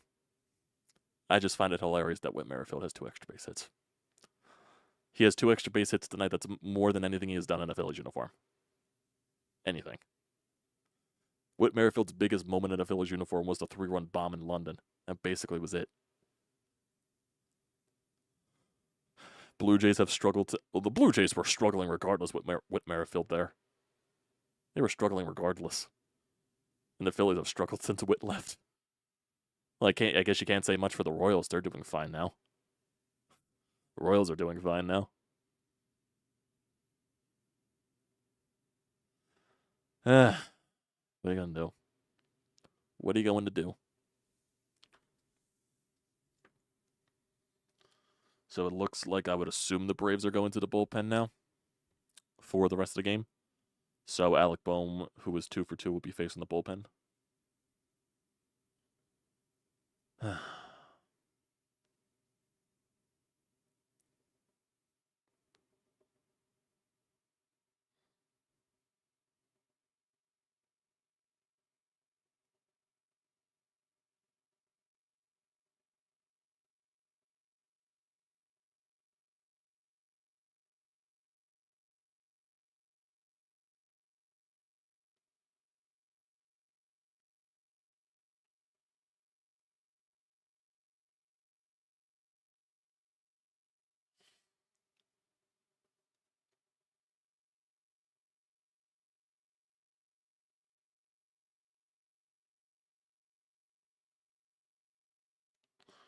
Let's see.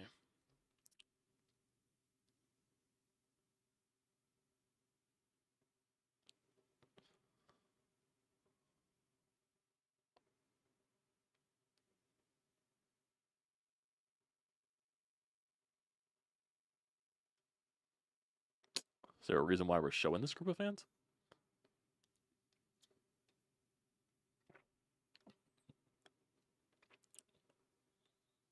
Yep, Braves going to the bullpen. It is Holmes for the Braves out of the bullpen to face Bohm, Castellanos, and Stott. First pitch from Holmes, it'll be a ball. Alec Bohm so far, he is 2 for 2. 2 singles. One of those an infield single. 1-0.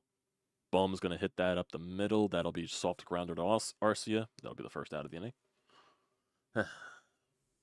Bohm goes down quickly on 2 pitches.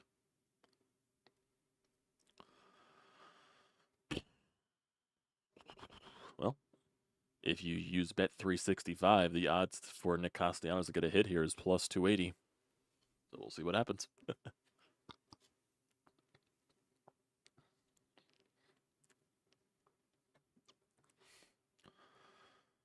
First pitch to Nick. Swing and a miss at the slider. 0-1.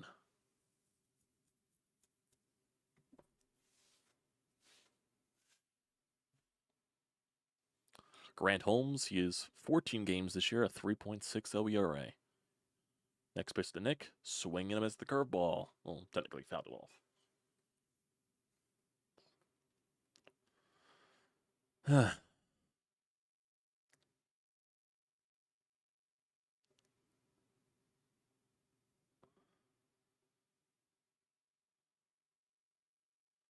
Dude has the handlebar mustache going for him with the long hair. 0-2 pitcher to Costi. Ball in the dirt. 1-2. It's gonna be a long rest of the night, isn't it? Long rest of the night.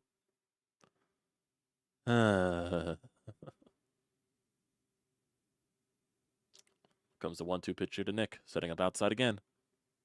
And that is outside for ball 2. Fastball. 95 miles an hour. I think I gotta sit back again. Can't sit up now.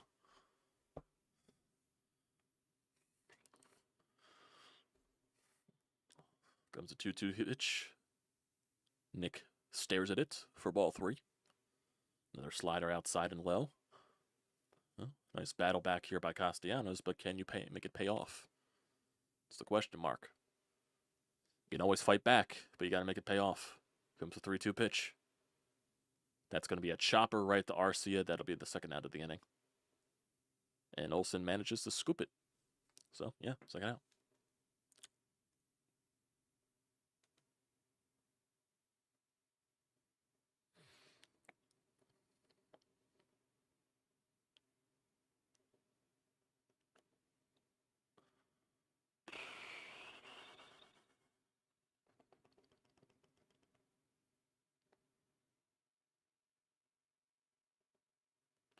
Bryson Stott up. And that was not a strike, but he calls it a strike anyway.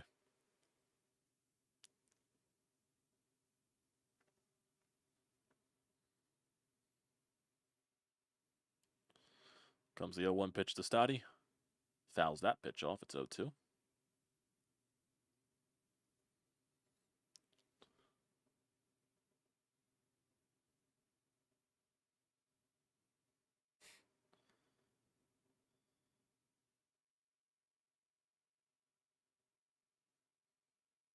It's their boot camp that Topper can go to.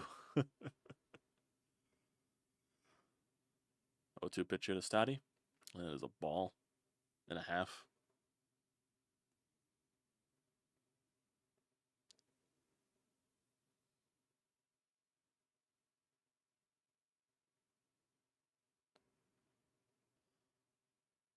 Some of the Phillies are doing their thing down the short, looks like. I'm assuming it's a watch party.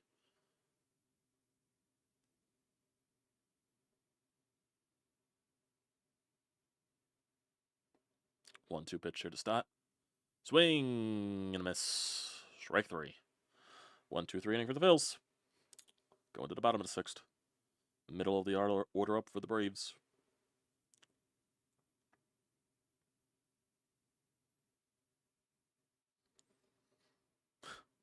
Folded.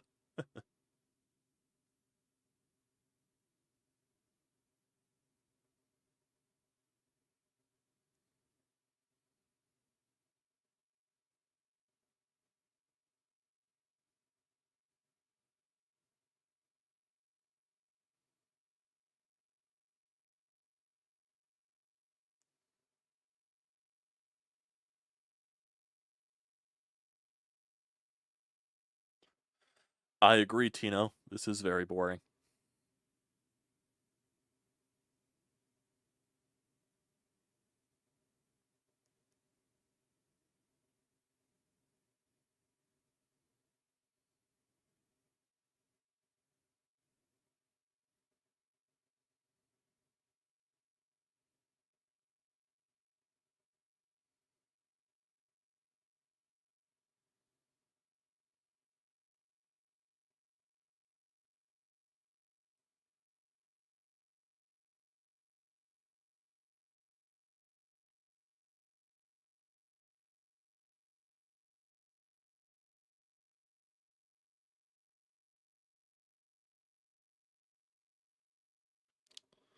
I don't want to be wearing a Clubhouse Vibes ring in October while the Dodgers, or God forbid, the freaking Snakes win the pennant.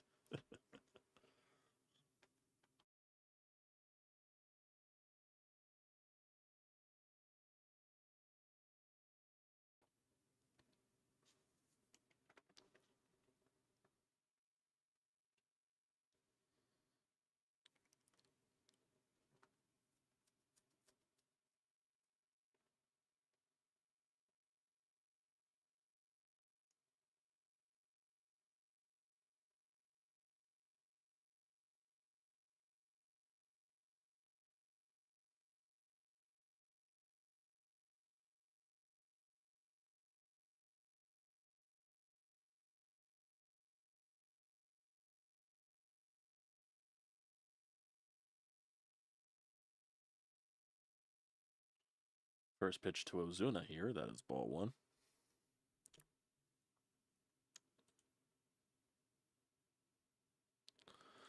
1. Let's see what Zach Wheeler has here for the bottom of the 6th. Next pitch to Marcell Ozuna. Swing and a miss for strike 1.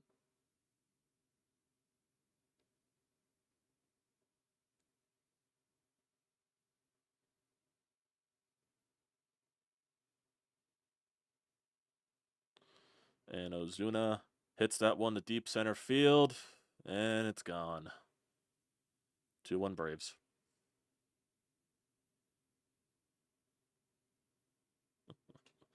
And Ozuna does his little trots around the bases.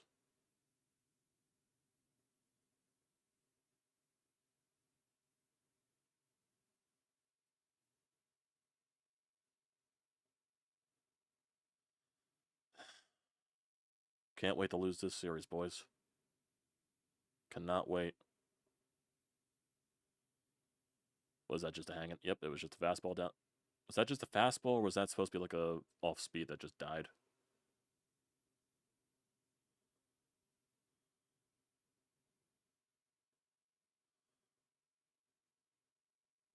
Matt Olson up. Curveball for strike 1.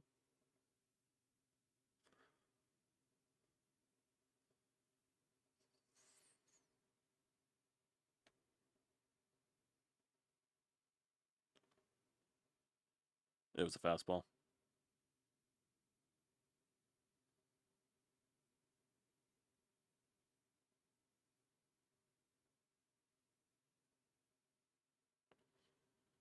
Nah, Ozuna's not going to get drilled in his next at bat. He does it all the time. They're not going to drill him.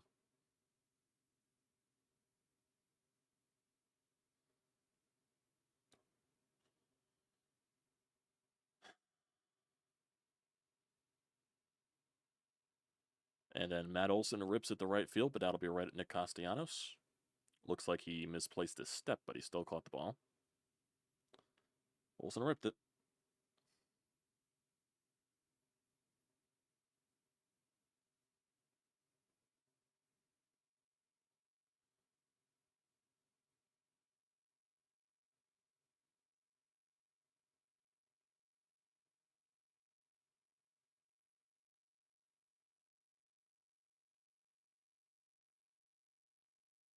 Sean Murphy inside for ball one.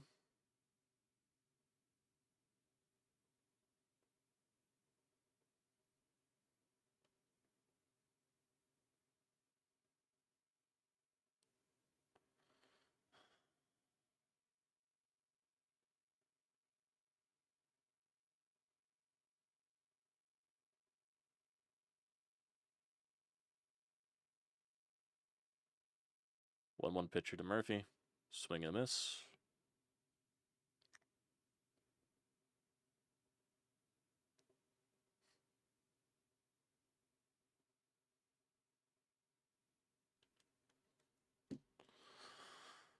Huh. 1-2 pitch here to Murphy. This is probably going to be Wheeler's last inning, in my opinion. Murphy fouled that off.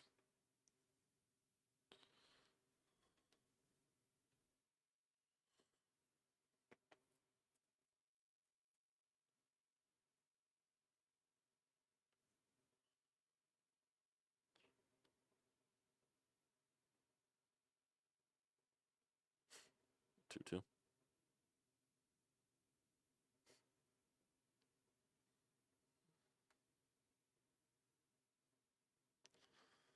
Phillies are going to lose this series. Division lead's going to be 6. Murphy flies that one to left field. That'll be in play for Brandon Marsh. 2 outs.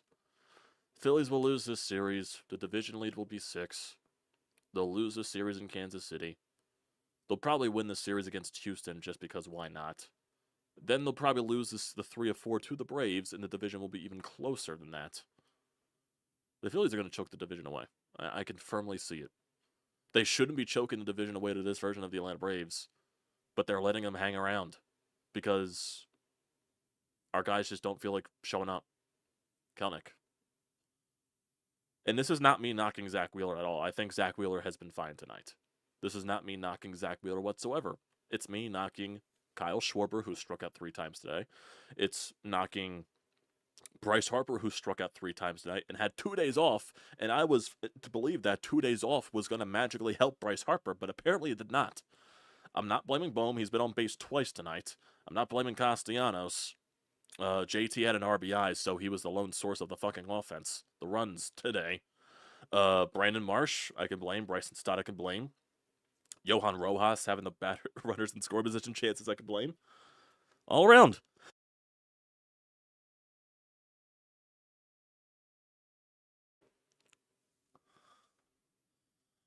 I will go that far because I just this team is refusing to show any fight.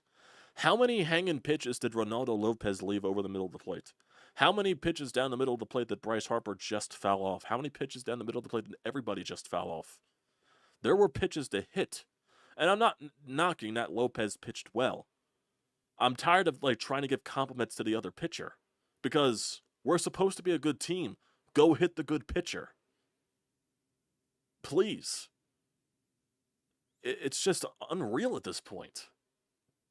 There's just no fight back in this team. And JT got drilled with that freaking foul ball. That hurt.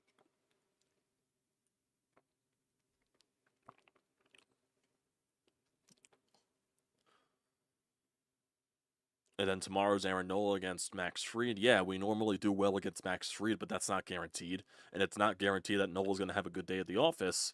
And then Thursday, we face Schwellenbach, who pitched well against us in his last outing. So I don't trust this offense at all. I'm not knocking the starting pitching. I'm doubting the offense. Because our top guys, besides maybe Trey... And Trey Turner, yes, he got a little bit unlucky today with some of his hits. He barreled some of the balls, and he didn't get the favor of where the ball was going. So that's fine and dandy there. But I can't have Kyle Schwarber. Oh, Jesus Christ, that was not strike 3. But the umpire called it instead. Holy hell.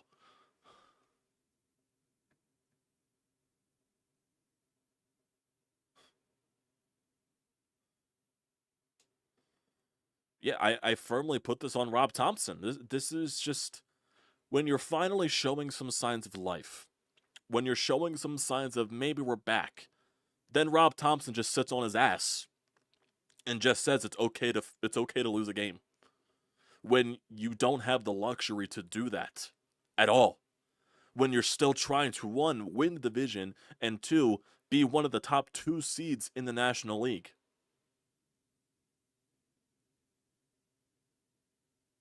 Because you can still win the division and play in the wild card round.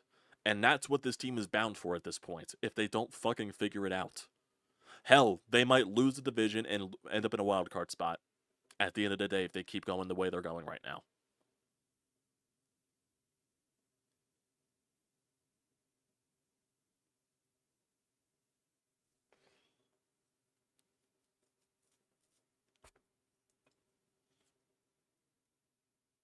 Because Bryce Harper has not been the same for a while. I think I don't know if it's Bryce Harper's timing has just been off from coming back from the hamstring injury, but he's just even though he's had some good moments lately, Bryce Harper has not looked fully right since coming back from the hamstring injury when he was going very well. Schwarber, he's had his moments. He had the 3-homer game against Los Angeles. He had the grand slam against Miami, but it's not consistent enough with Schwarber. I know his average is still above near 250 and all that stuff. Like right now, the only guys that have really been going lately has been Alec Bohm because he's been getting on base constantly. Nick Castellanos has overall been their best hitter for a while now. Trey Turner does look like he's finding his stride again, which is nice, but I need way more than that. Yeah, JT has looked pretty better at the plate lately as well. I need Bryce to go off because this team goes and ship sinks or goes with Bryce, and Bryce just hasn't looked right at all.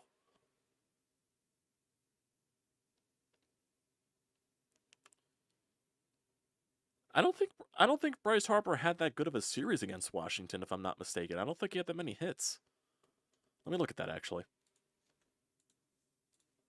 Look at that. Let me just look at all the games here against Washington, just so I can see Bryce Harper's number. Let me do that. Box scores for each of those. So I know the first game he had a couple of hits. I know that. I'm not sure about the rest of it. So Harper, he went 2 for 4 in the first game in Washington, so 2 for 4 there. He had 2 runs scored. Game 2, he went 0 for 3 with a walk, so that's 2 for 5 with a walk. No, that's 2 for 7. 2 for 7. 2 for 7. 2 for 7 with a walk. Then he went 0 for 4 again against in the Saturday game, so that's 2. And JT just grounded out. So 0 for 4 there. So 2 for 4, 0 for 3, 0 for 4. That's 2 for 11 with a walk. And then he didn't play. So he went 2 for 11 against the Nationals with a walk. So he didn't register a hit in the final 2 games that he played. So I don't think he didn't play well at all, really.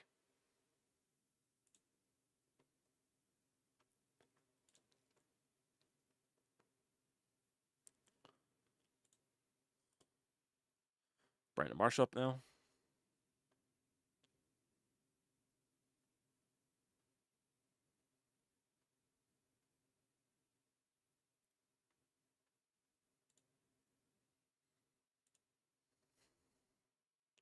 One out pitch there to Marsh. Takes it for strike 1. I just hate being the Debbie Downer, but it's just what this team is providing me right now. And if they swept Washington, I would have been fine. But it's just the fact that the mentality that I got from Rob Thompson showcased that it's fine to punt games. It's okay to punt games when they shouldn't have. And yeah, they still could have lost the game, but put their team in the best possible way to succeed.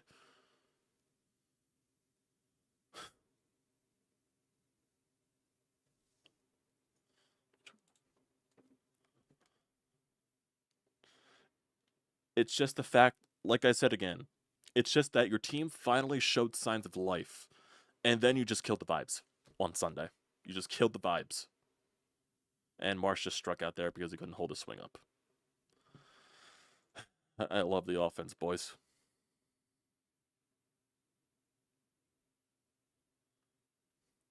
Yeah, Bryce only had 2 hits in the series in total. Yeah, he probably had some good swings maybe in the other games that didn't result in anything. But it's just, at this point, you do need to see more results from Bryce. And right now, I'm not fully getting those results. I just need more, man.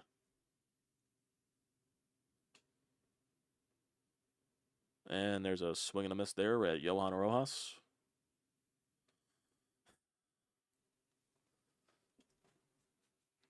It's just the lackluster, and even John Middleton even put it well in the one post from Scott Lauber that he was even mentioning about Dave, like, he was inferring about the trade deadline, about basically putting all your chips on the table. Like, you never know when you're going to get an opportunity to win a World Series or your best chance to win a World Series. And I feel like that also entails of what this team didn't do with the trade deadline. How you basically got marginally better by adding Austin Hayes and Estevez instead of going after something that could have made your team, way better.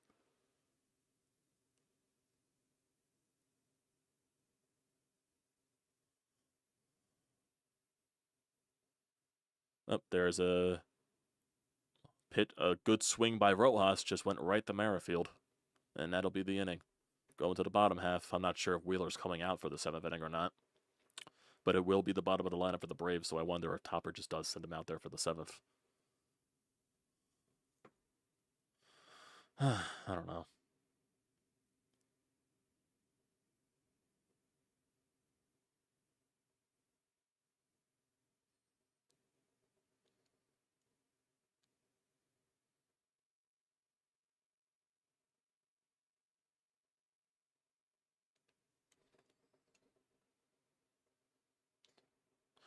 Why do we always destroy balls right at people? Because I have no fucking clue. Either teams have, our offense just perfectly placed for when they hit the ball and they always have their defenders in the perfect spot, or we're just that unlucky. I don't know. Ground ball after strike. Yep, their approach is terrible, in my opinion. Their approach is just terrible.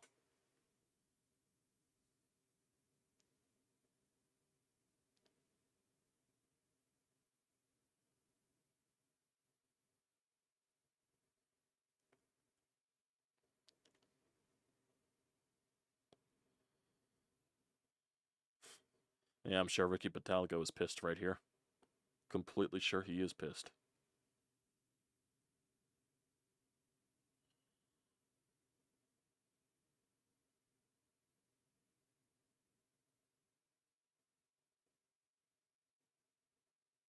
Oh, yeah, I remember when you said this team looked fraudulent, Tyler. I remember.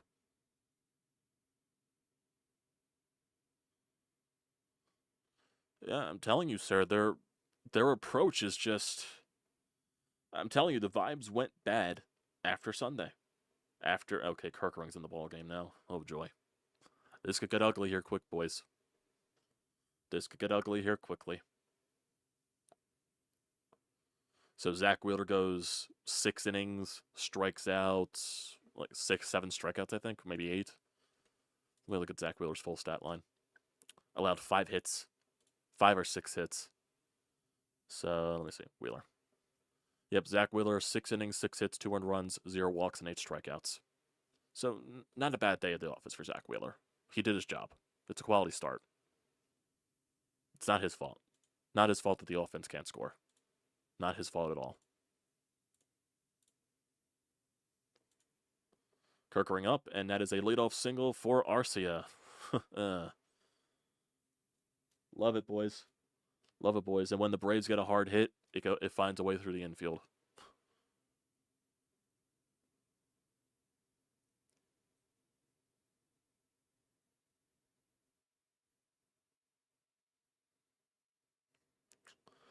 Oh, well, it definitely is shaping up to be another wasted Wheeler start, which he would probably get credited for the loss, which he does not deserve. Unbelievable. Unbelievable.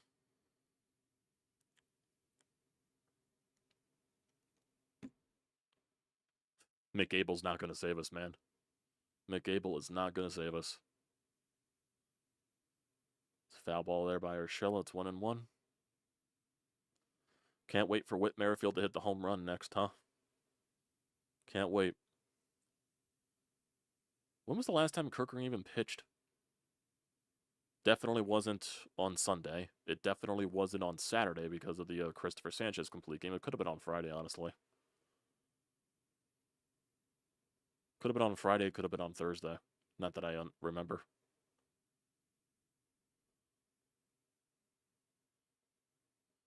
Yeah. But I feel like at that point, if you're hoping that McAble saves us, I think you're getting desperate. Because even if McAble does pitch well, offense is still the drive force of this team. And the offense just isn't cutting it, in my opinion. Oh, that's a hit the other way. That'll be right at Nick Castellanos. And Arcia will stay at first base. Here comes Whit Merrifield, who's probably going to hit it to a run shot. Because apparently that's what Whit Merrifield can do. I don't know. And like I said, I hate acting like this. I really do. I hate acting like this.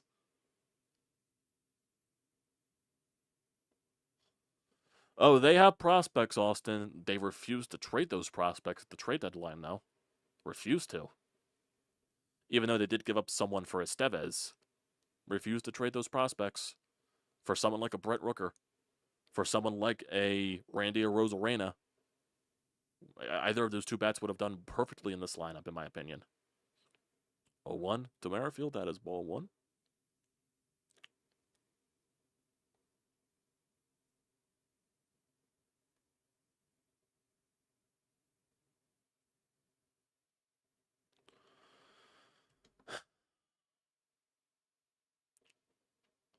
Yep, timeout there. Timeout by JT. Yep.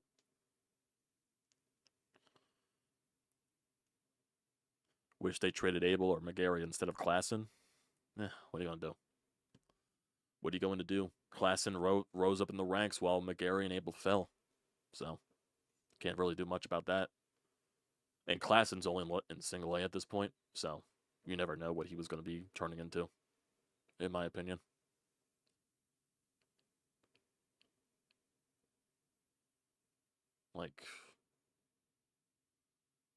Like if they're so keen on these prospects, just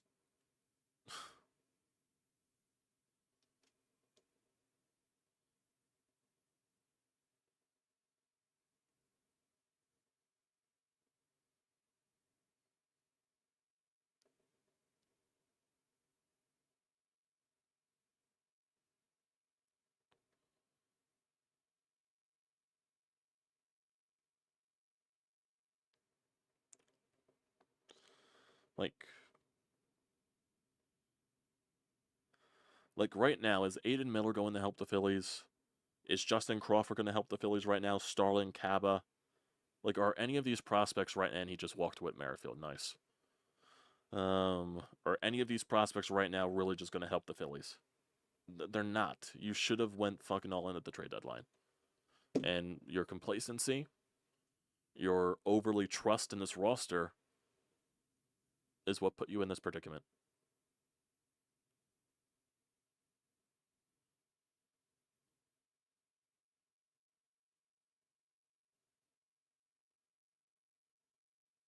There's Michael Harris.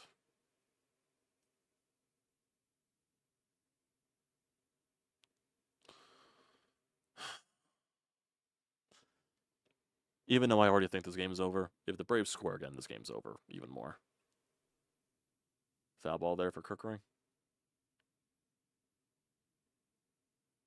Yeah, he's a big part of our view, basically on every single prospect possible. Yes, yeah, they say that a lot. When I hear that, strike three. When I hear that Aiden Miller is the best Phillies prospect since Mike Schmidt, I would think that's just, trying to entice other teams to try and trade for him in a big package. No, but apparently it's probably what the Phillies actually believe. And MLB.com says his ETA is 2027. That's 3 more years from now. Like, I'm not waiting 3 years for Aiden Miller when the window is probably closed for this team. The window to win was last year. This year, probably 1 or 2 more years after this. Huh? Well, they're playing more like frauds this entire second half, Austin. They are. And I don't care what other people in revisionist history try to say. Oh, some of these teams had slow second halves. Oh, they ended up winning the World Series and all that stuff. Yeah, there definitely is some stats that show some teams that went on big slumps, went on big ruts, ended up finding form again and won a World Series. There's definitely some history revolving around that. You know how many more history there is about teams that do that and don't win? I'm sure there's a ton. But then people will say, "Oh, the Rangers had a bad September last year and they won the World Series. Oh, the Nationals had a terrible start to the year and they ended up winning the World Series. Oh, the Atlanta Braves, blah blah blah, blah blah blah blah blah blah blah blah blah blah blah." Yeah, I don't care. I don't care that the Dodgers were going on a really bad stretch this year. I don't care that the Orioles were going on a very bad stretch this year. I don't care that the Yankees were playing with one of the worst teams in baseballs for over a month this year. That doesn't matter to me. Be the outlier team. Don't be like everybody else. Be the outlier. Be the best team in baseball that you were playing up to, and Kirkering just can't throw strikes. 3-2 count here to Laureano.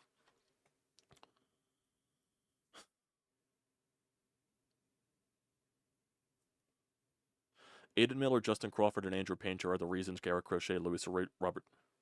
Yep, strike 3 there. Okay, Kirkering got out of it. Miller, Crawford, Painter are the reason Crochet, Luis Robert Jr., and Randy Arozarena are not wearing Phillies uniforms. Yeah, I agree. We could be the Mariners. Well, at least the Cubs been a factor. The Cubs won a World Series. So they had a World Series at least, even though the Cubs probably should have competed for more with that core. They got a World Series out of it at least. The Phillies, yeah. Time is slipping. I still think this group has 1 or 2 more years left of competing for a World Series before, Zach Wheeler eventually gets a little older because he's 34 right now. 2 years will be 36. JT's 34, I believe. If I'm not, I think JT's like 32, 33, if I'm not mistaken. Could be a little older. Yeah, he's 33. He'll be 34 in March. So he'll be 35, 36 in 2 years. Aaron Nola's like right around 30. Bryce Harper's 32. So I don't blame you, Tino. I don't blame you. I don't blame anyone that doesn't want to believe in the team right now because they have given you no reason to believe in them. They have given you no reason to believe in them. No reason. No reason.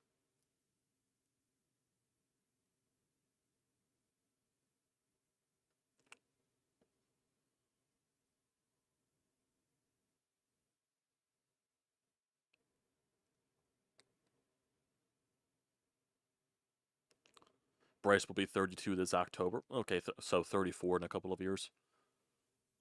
I still think you have a lot of good years left of Bryce Harper, in my personal opinion. I know he's not going well now, and I don't think that's an age thing. I just think that right now he's in one of the worst ruts of his career.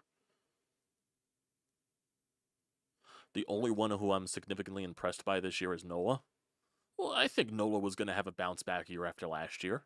I think last year was more of an outlier than anything with Nola. Even though the home runs are still an issue, I was more than confident that Nola would find a way to bounce back. Because last year you had a lot of things going for him. You had the contract situation, him being a free agent and all that stuff. I think there was a lot of things going around there. What do you think they do with JT? I think they have to address the catcher spot next year. Yeah. JT, it does look like the catching position is wearing down on JT, and you would think at some point he would have been a first baseman, but now it's Bryce's position. So, and you can't do anything about the DH spot because Schwarber has that locked up. And I think you got 1 more year of Schwarber's contract left, if I'm not mistaken.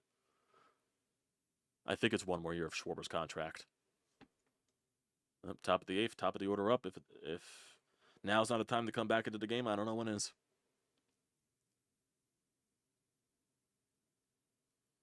Oh, 1 pitch here to Kyle. Pitch, hanging slider right down the middle of the plate. Kyle just doesn't do anything with it.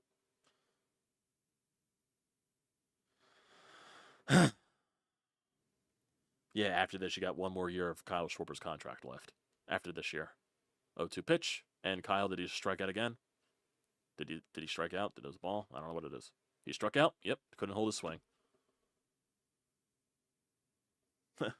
4 strikeouts. Golden sombrero there for Schwarber today.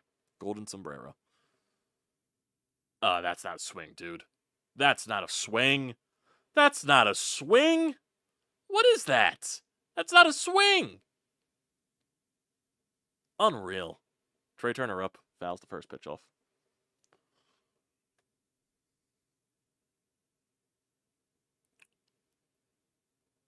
Remind me again of why Stubbs was chosen over Marshawn. I couldn't tell you that, Austin. I could not tell you. Vibes.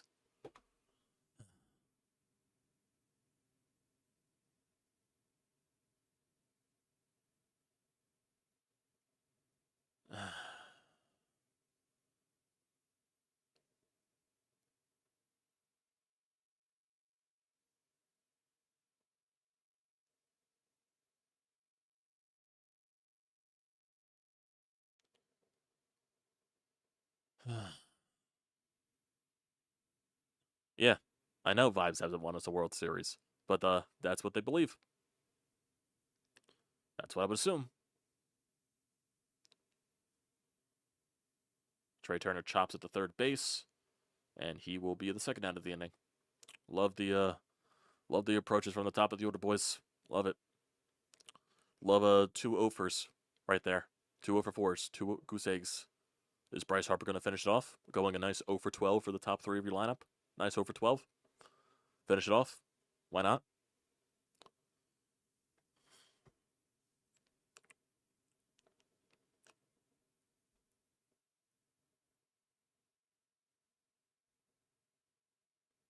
Inside for ball 1 against Bryce. Jeff Hoffman and Jose Alvarado are up in the bullpen for the Phillies.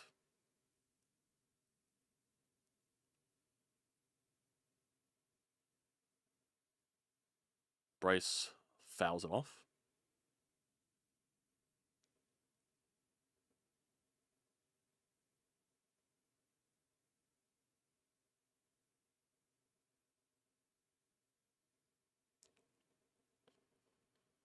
One pitch to Bryce. Ball 2.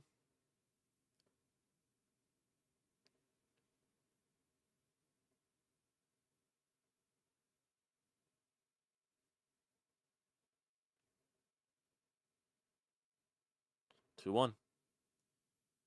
Bryce is gonna rip that right at Matt Olson for the third out. Unreal. 0 for 12. Your top of your lineup. 0 for 12. Your first 3 batters. Unreal. 5 hits on the day.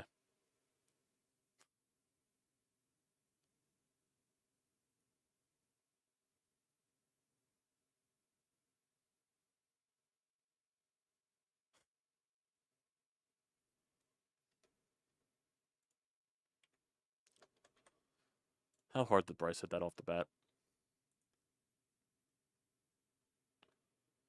Hit a 103 off the bat. Don't you love it?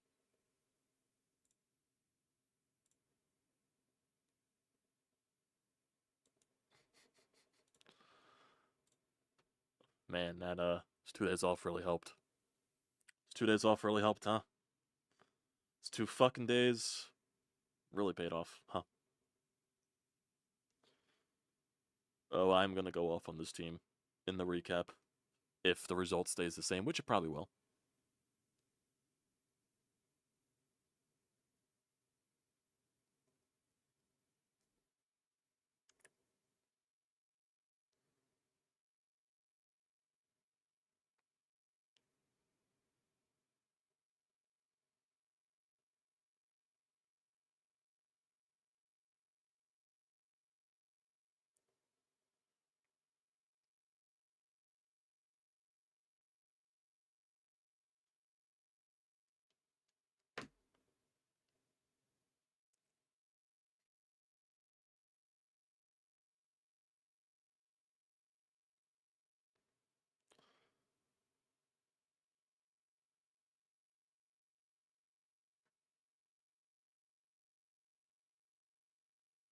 Turning point of this game, Ozuna's home run. Huh.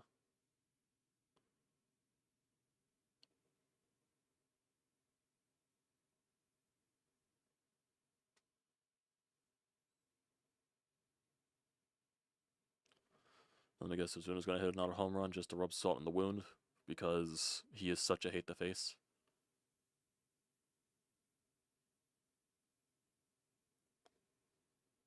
Seriously, if Marcell Ozuna was not having the season that he was having, the Braves would not be anywhere close. Just being honest.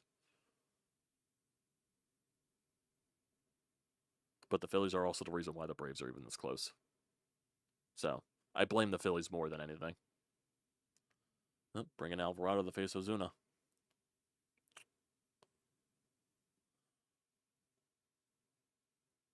Corner sinker for strike one.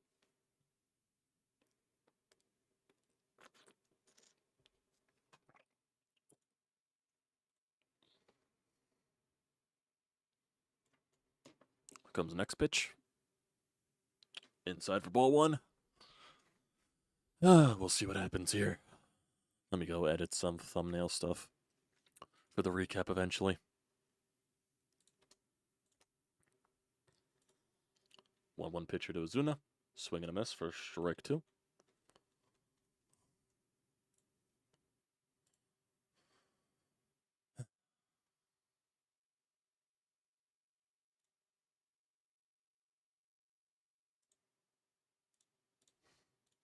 One, two.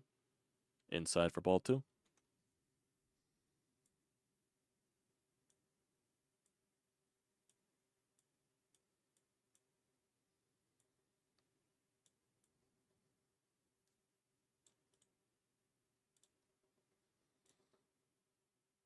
Ozuna rips that foul off the netting.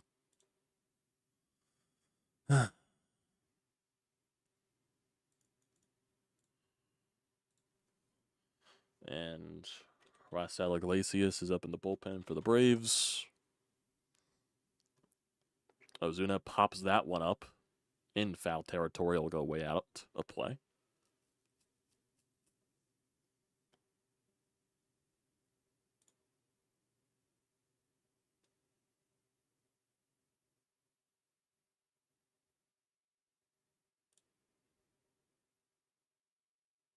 Two.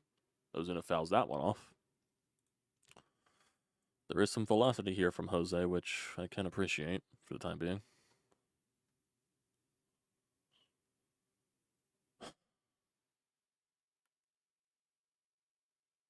Comes the 2-2 pitch again. Inside for ball three. Gonna walk Manny.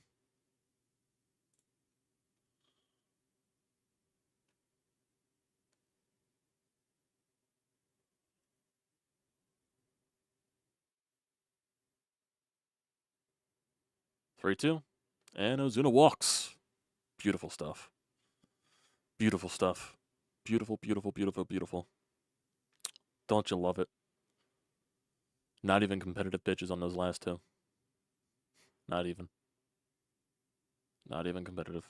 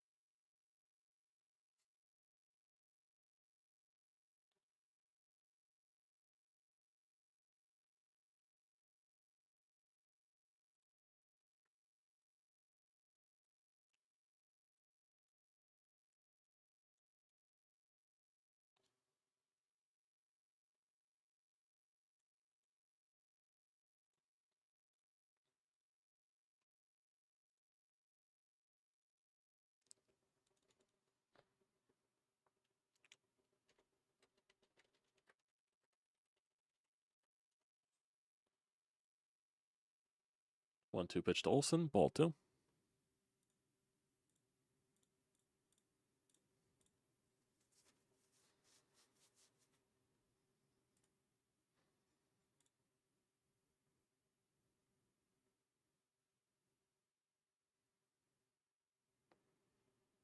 Two-two pitch.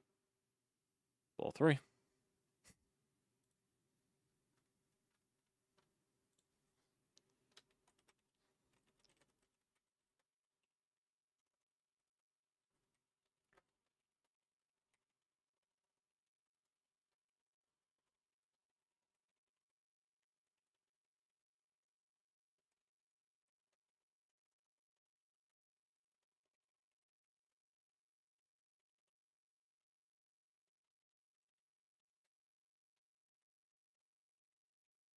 And Olsen's going to chop that one. That will not be double play, probably. Nope, that'll just be enough for one out.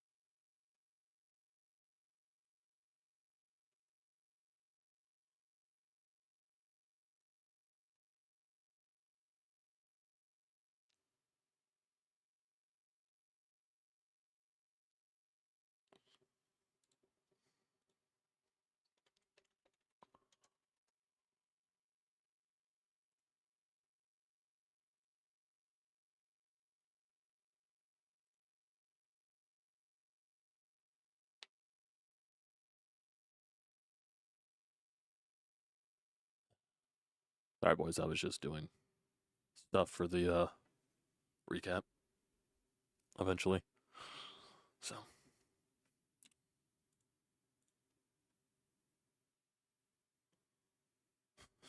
Ball just died in the grass. Group CO2 pitch to Sean Murphy. Up high for ball one.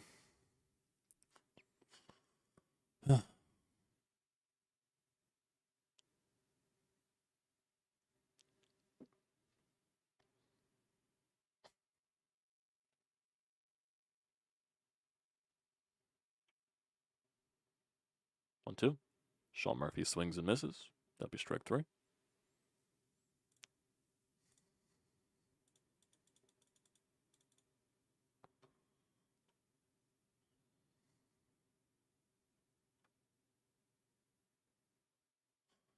Yeah, hard to win a baseball game when your 1-for-3 hitters go 0-for-12 with 7 strikeouts. Don't you just love that?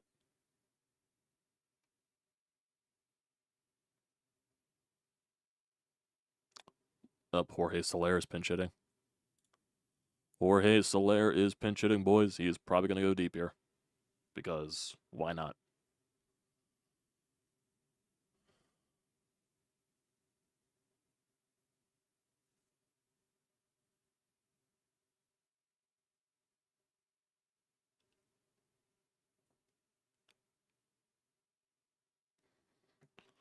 Who's up in the bullpen right now?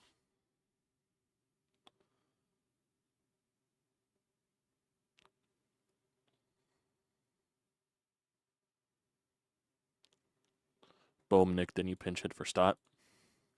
I wouldn't mind that. I wouldn't mind that. So let's see. The division lead was 7 games today. It'll go down to 6.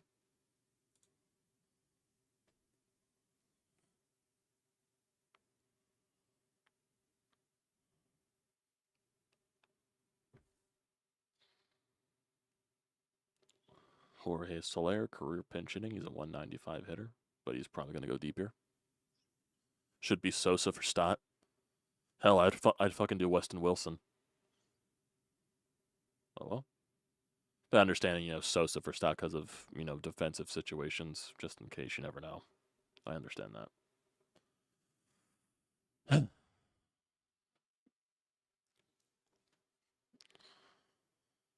1-0 pitch to Soler. In there in the upstairs corner for strike one.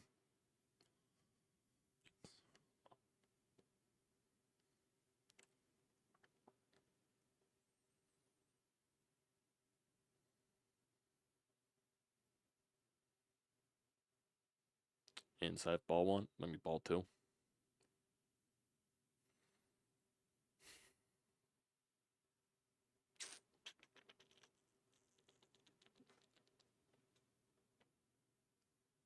Comes the 2-1 pitch here from Alvarado. Bound low for ball three. Seems like Alvarado's just trying to get him inside.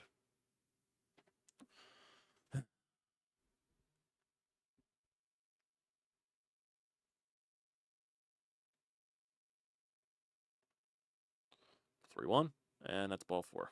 2 walks in the inning for Alvarado. Love it.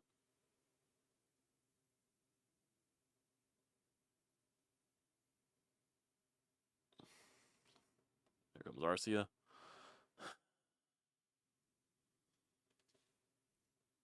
I don't know what's going on.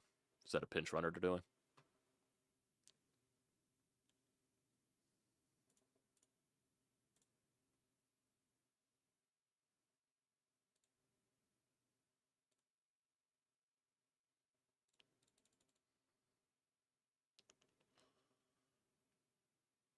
Here you go. Here's a Bryce Harper stat for you boys. As Arcia takes ball 1. Bryce Harper over his last 21 games since July 14th entering tonight.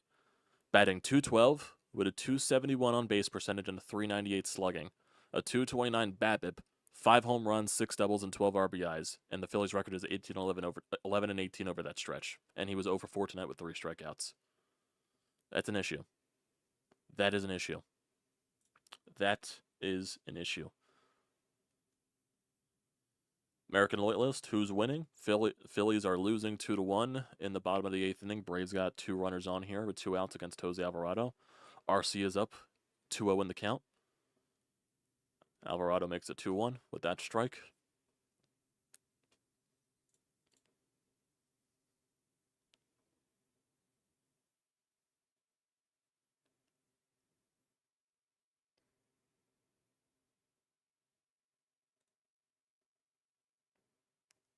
Two-one pitch. Way inside for ball 3. Alvarado just cannot throw strikes, and he's not getting swings and misses at the cutter. I feel like the rest of the league is now have Alvarado figured out on that cutter. I'm being honest with you. They got Max Lazar up in the bullpen. And there's ball 4. Alvarado has walked 3 guys in this inning. 3 guys Alvarado has walked. 3. Is Topper going to the bullpen? Is Topper going to the bullpen? No, he's not. Rob Thompson is not going to the bullpen, folks.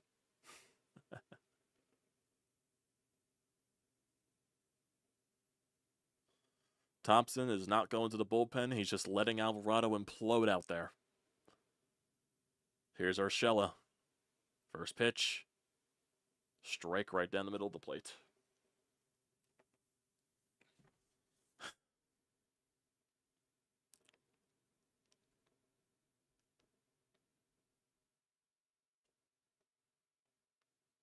Comes the 0-1. Way inside for ball 1. Alvarado is just throwing it way inside, man. He is all over the place.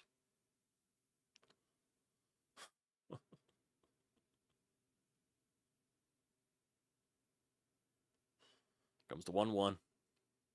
Way inside again for ball 2.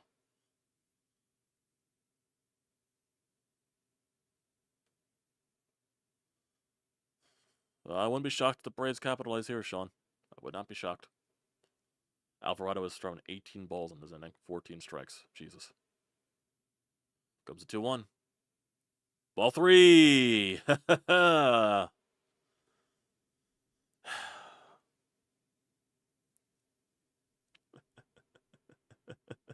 Man cannot throw a strike for his life, man. Man cannot throw a strike for his life. Here comes the 3-1. Ball 4. He has walked 4 guys in this inning.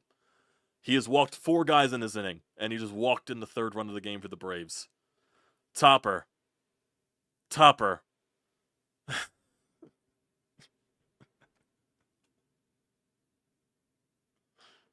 This is funny. This is just funny. This is just funny. It's just bad decision after bad decision after bad decision. It just keeps happening.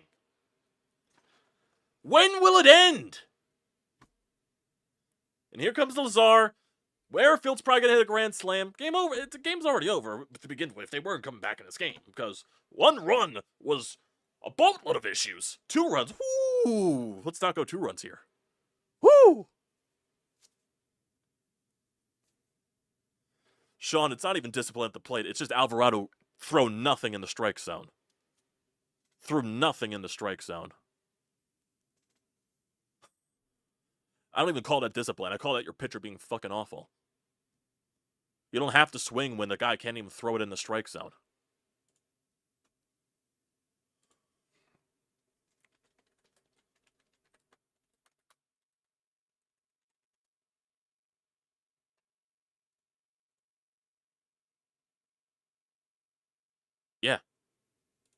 Rob Thompson's belief in his guys has gone way too far. It's gone way too far. It's become a fucking issue at this point.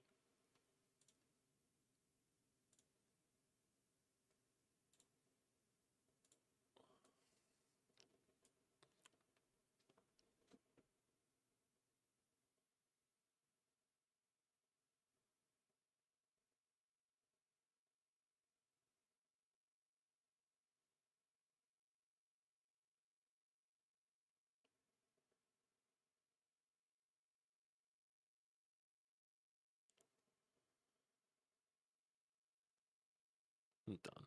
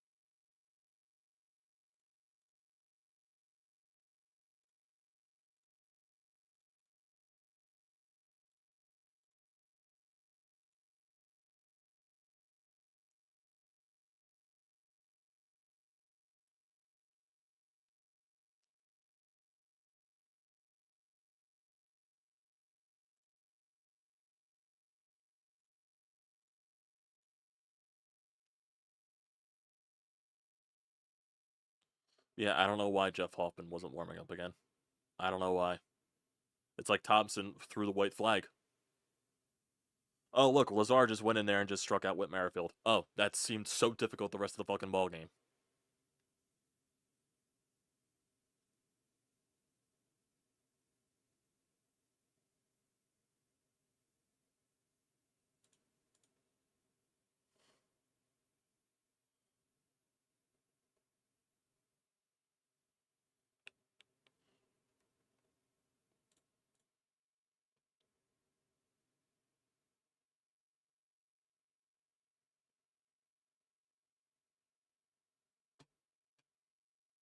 Well, I'm probably going to end this stream right now just so I can have a mental break before the recap. So, I appreciate you guys for tuning in here. So, it probably won't be that long until the game ends. So, there you go. It probably won't be that long. So, so, Sean, you're way behind. Lazar got out of the inning. But yeah, I'm gonna end this off right now. Take a little short couple of minute break until the game ends for the recap stream. So yeah, thanks guys for tuning in with the misery. Uh, we'll see. Do the Phillies come back?